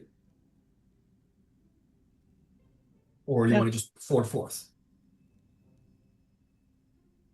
I can look around at least for like paths. Or is it going into a city and it's not really like there are doors out of this huge cavern type thing? Yeah, and from the ground level, it's hard to tell. Everything's first floor, but like unless you wander it, you can't really tell. So you guys can break up a little bit and look around a bit. Nero, you are a bit of a scavenger, and I think you would be able to discern that like this place has been picked over pretty quickly, and you probably figure that a little bit after Darwin. You would systematically like look around the walls and indeed find a path that leads onward from this section of the cavern onto something that is torchlit down there. Light ahead. Um, let's group up. Philippe, you want to take point? I can, unless you want to try to sneak up on whatever's down there. I don't sneak. Nor do I. Sally. I got no problem being loud and obnoxious. Hmm. You don't say. Listen, I can punch you too. His hands are ready to eat for everyone. I throw hands equal time. Equal rights, equal fights. I can run very fast. Someone's like, yeah, me too. So yeah, are we doing The stealthy scout or the clang clang clang? What's the Stealthy scouts. I'm cool with stealthy scout. Okay, go take a peek. I'll wait here. Someone's like, "Hey, you need a buddy to keep you company on your scout there? I can be stealthy when I want to be." I'll do fucking thieves can't fucking stumbles at him. But what did that mean? What was that? Hmm. Sure, come along. Oh, okay, great. His bones shift to crack and change until he turns into a giant rat, and he just kind of and looks like any normal addition to this dungeon. Hmm. Congratulations, you have a pet rat. And he just kind of wanders along with you. So he can go with you. And yeah, you make your way down. Roll me a stealth check, please. Hmm. Um, Darwin, if you're interested, you could make me a survival check at advantage if you wanted to like figure out like the whole cavern caving in situation, if that was something you're interested in. Yeah, sure, can't hurt, but don't foresee. Oh, look, 17. 17. By the age of the stone and the way, well, it could be nature check too if that's higher. Now that I It think, would be, but I'm not too worried with the 17. cool. You think that these things didn't collapse because of any altercation between the hobgoblins and Drow. You get the sense that this was once a town. You don't know if it belonged to the elves, the dwarves, or whoever was here first, but this was like a town. This whole layer, or yeah, whatever level. It was an ancient earthquake that collapsed portions of this. Like the stone is so settled and like dug in. You're like, this happened hundreds of years ago. Um, anyway, that's all. As for you, would you roll on your stealth check there, Mr. Jones? Dr. Jones? I rolled a 23.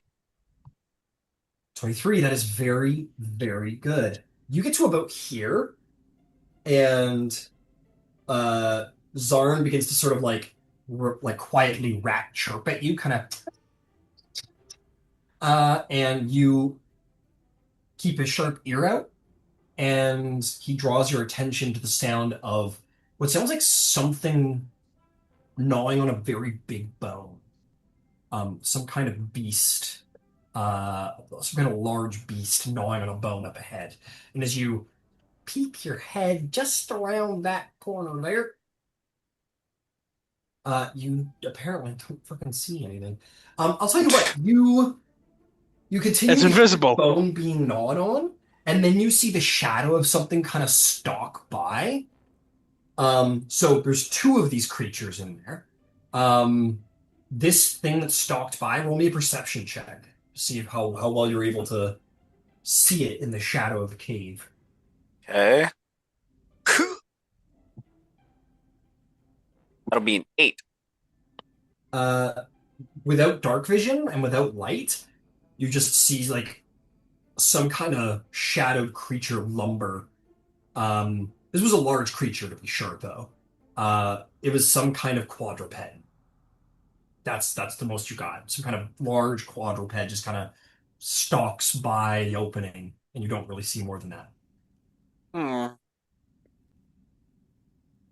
You want to go deeper in and take a peek?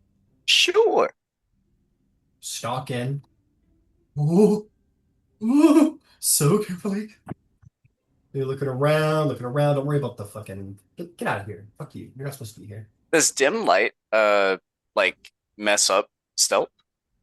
Yeah, yeah. Oh, okay. Because it's a light, right? If you're in a Hmm. perfectly dark room and you see even like a candle, you're pooched. Gotcha. You go around the corner here. Where the fuck am I? Did I go too far? I did go too far. You go down here, you don't see what it is, you make your way into this natural cavern. But with your great stealth, you are going to notice this uh burst of flame lights up a portion of the cavern that just for a split second, much like when Tyrion goes into the dungeon to like unshackle the two remaining dragons, and the only thing that illuminates it is like the dragon breath. Just for a second, there's this superheated draconic flame that highlights a male and a female chimera, dragon-headed, ram-headed, and lion-headed. One is currently did the flame to nuke a spider corpse so the lion head could dig into it. The other one seems to have a female lion head and is currently using that female lion head to gnaw on like a giant femur of something of equal size that did not survive this mated pair of chimera. All right. And with that, the rat goes and leaves, and you just kind of. Likewise. I'll give you. Homer I'll tell you what, Simpson maybe one disappearing more into the perception bushes. check. Maybe you know what? Maybe a perception or investigation check. When the flame lit up, let's see how much you saw. Ooh, investigation, please. Excellent, excellent. 13. 13. You didn't see much, but from behind the male, so like at the deepest portion of the cavern, you saw for a split second what looked like to be perhaps thousands of coins of various denomination. Like, Yeah, stops mid-step.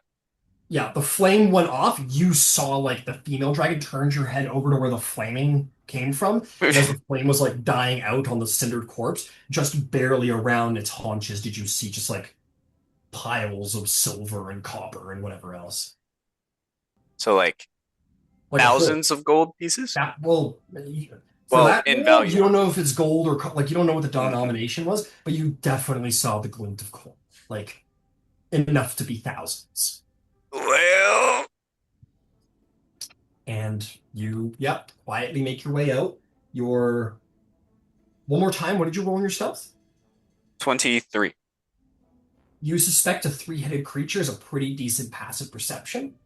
And with dark vision, they most probably have, but you are stealthy. And you quietly make your way out. The dungeon continues on in that direction for whatever's going on over there, where there is a torchlight signifying that something alive is probably down there. You go back to the party, or do you continue on? I'll continue on a little bit. I wouldn't be a good scout if I just stopped scouting at the first corner. Fair enough. You go over to here where you do begin to hear the sounds of like quiet conversation in a language you don't understand.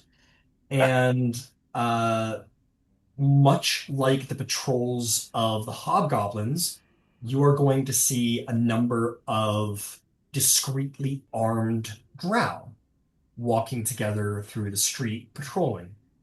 And by the looks and sounds of things, this part of the dungeon seems to be cleaner, seems to be more well established. The buildings seem to be a little bit better put together.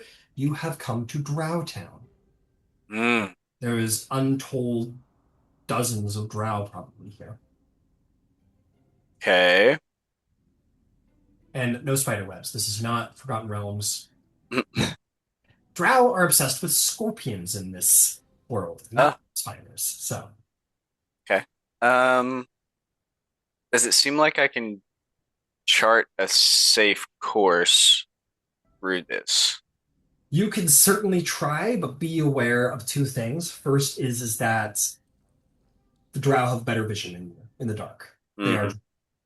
Second, there are torchlights, which create shadow, which is a good thing for you to hide around. But if you happen to go around a corner and one of them sees you, it doesn't matter how well you roll. If they see you, they see you, and that's that. And then you're gonna get probably a little bum rushed. So you Okay. could attempt to, but the risk certainly rises pretty pointedly. Got it. Okay. I'll turn back to the party then. All right. Without any issue, you make a quiet pace back to the party, and you will indeed find them. And scouting mission was successful, it seems. All right. So, uh, directly up ahead and to the left, you've got uh, a mated pair of Chimera, talking 3 heads, uh, lion, dragon, other thing, goat. Ram. Yeah, ram. uh, So, mated pair. They're chowing down right now. Um, I did see some coin back there, like a lot of coin.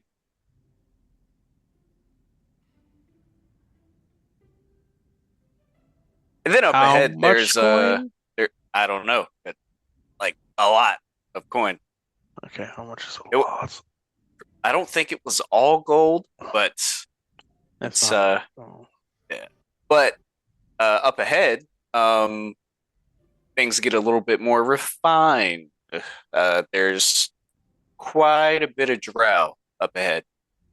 Seems like Drow Town up ahead.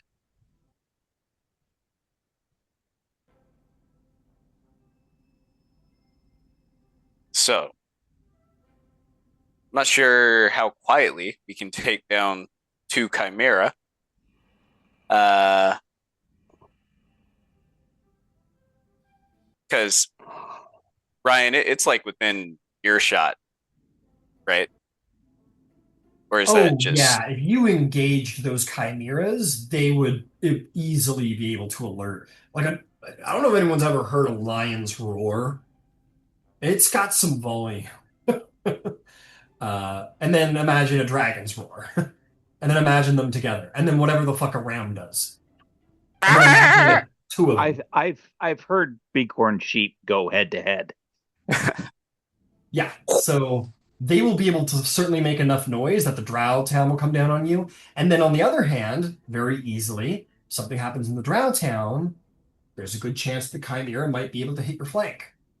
Hmm, I So could this, cast silence. that would be very good. We could deal with this in piecemeal kind of deal. Or maybe we can lure those Chimera to fight the Drow. Well, and that's in that in that same vein. I don't know squat about whatever a Chimera is, but uh, if they've got a draconic head, Mhm.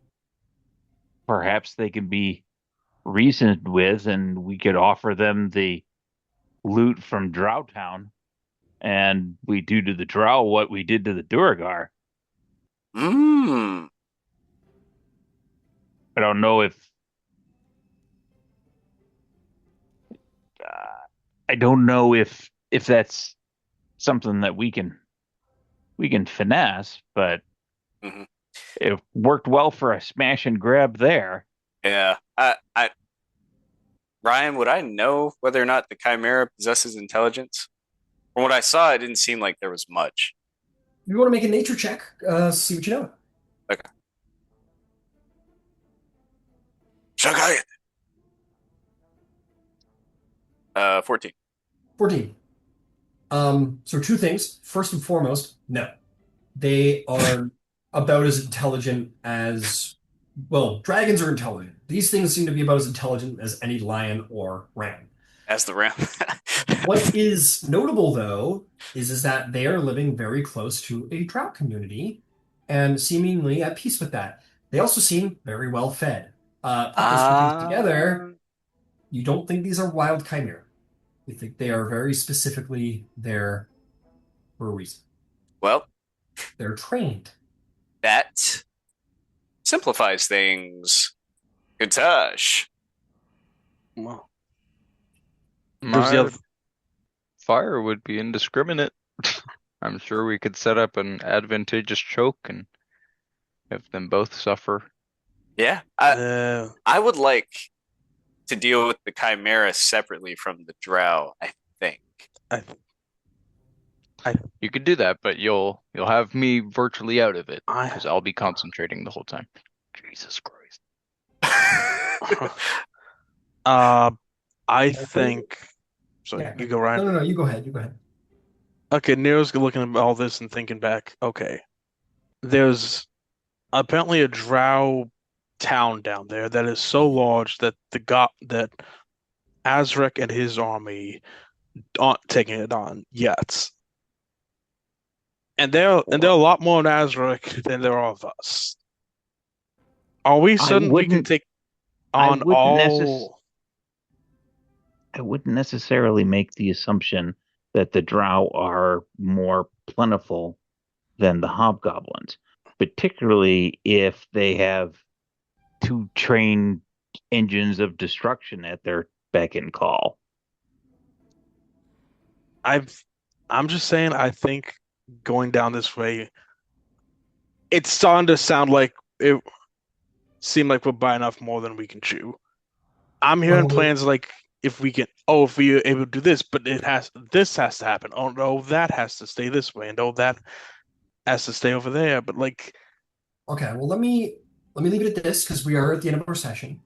You guys basically have three options to get to the Legion of Azrock. You guys could take the portal all the way back to the sixth level, backtrack all the way up, and leave Smokey behind, or deal with that whole nuisance.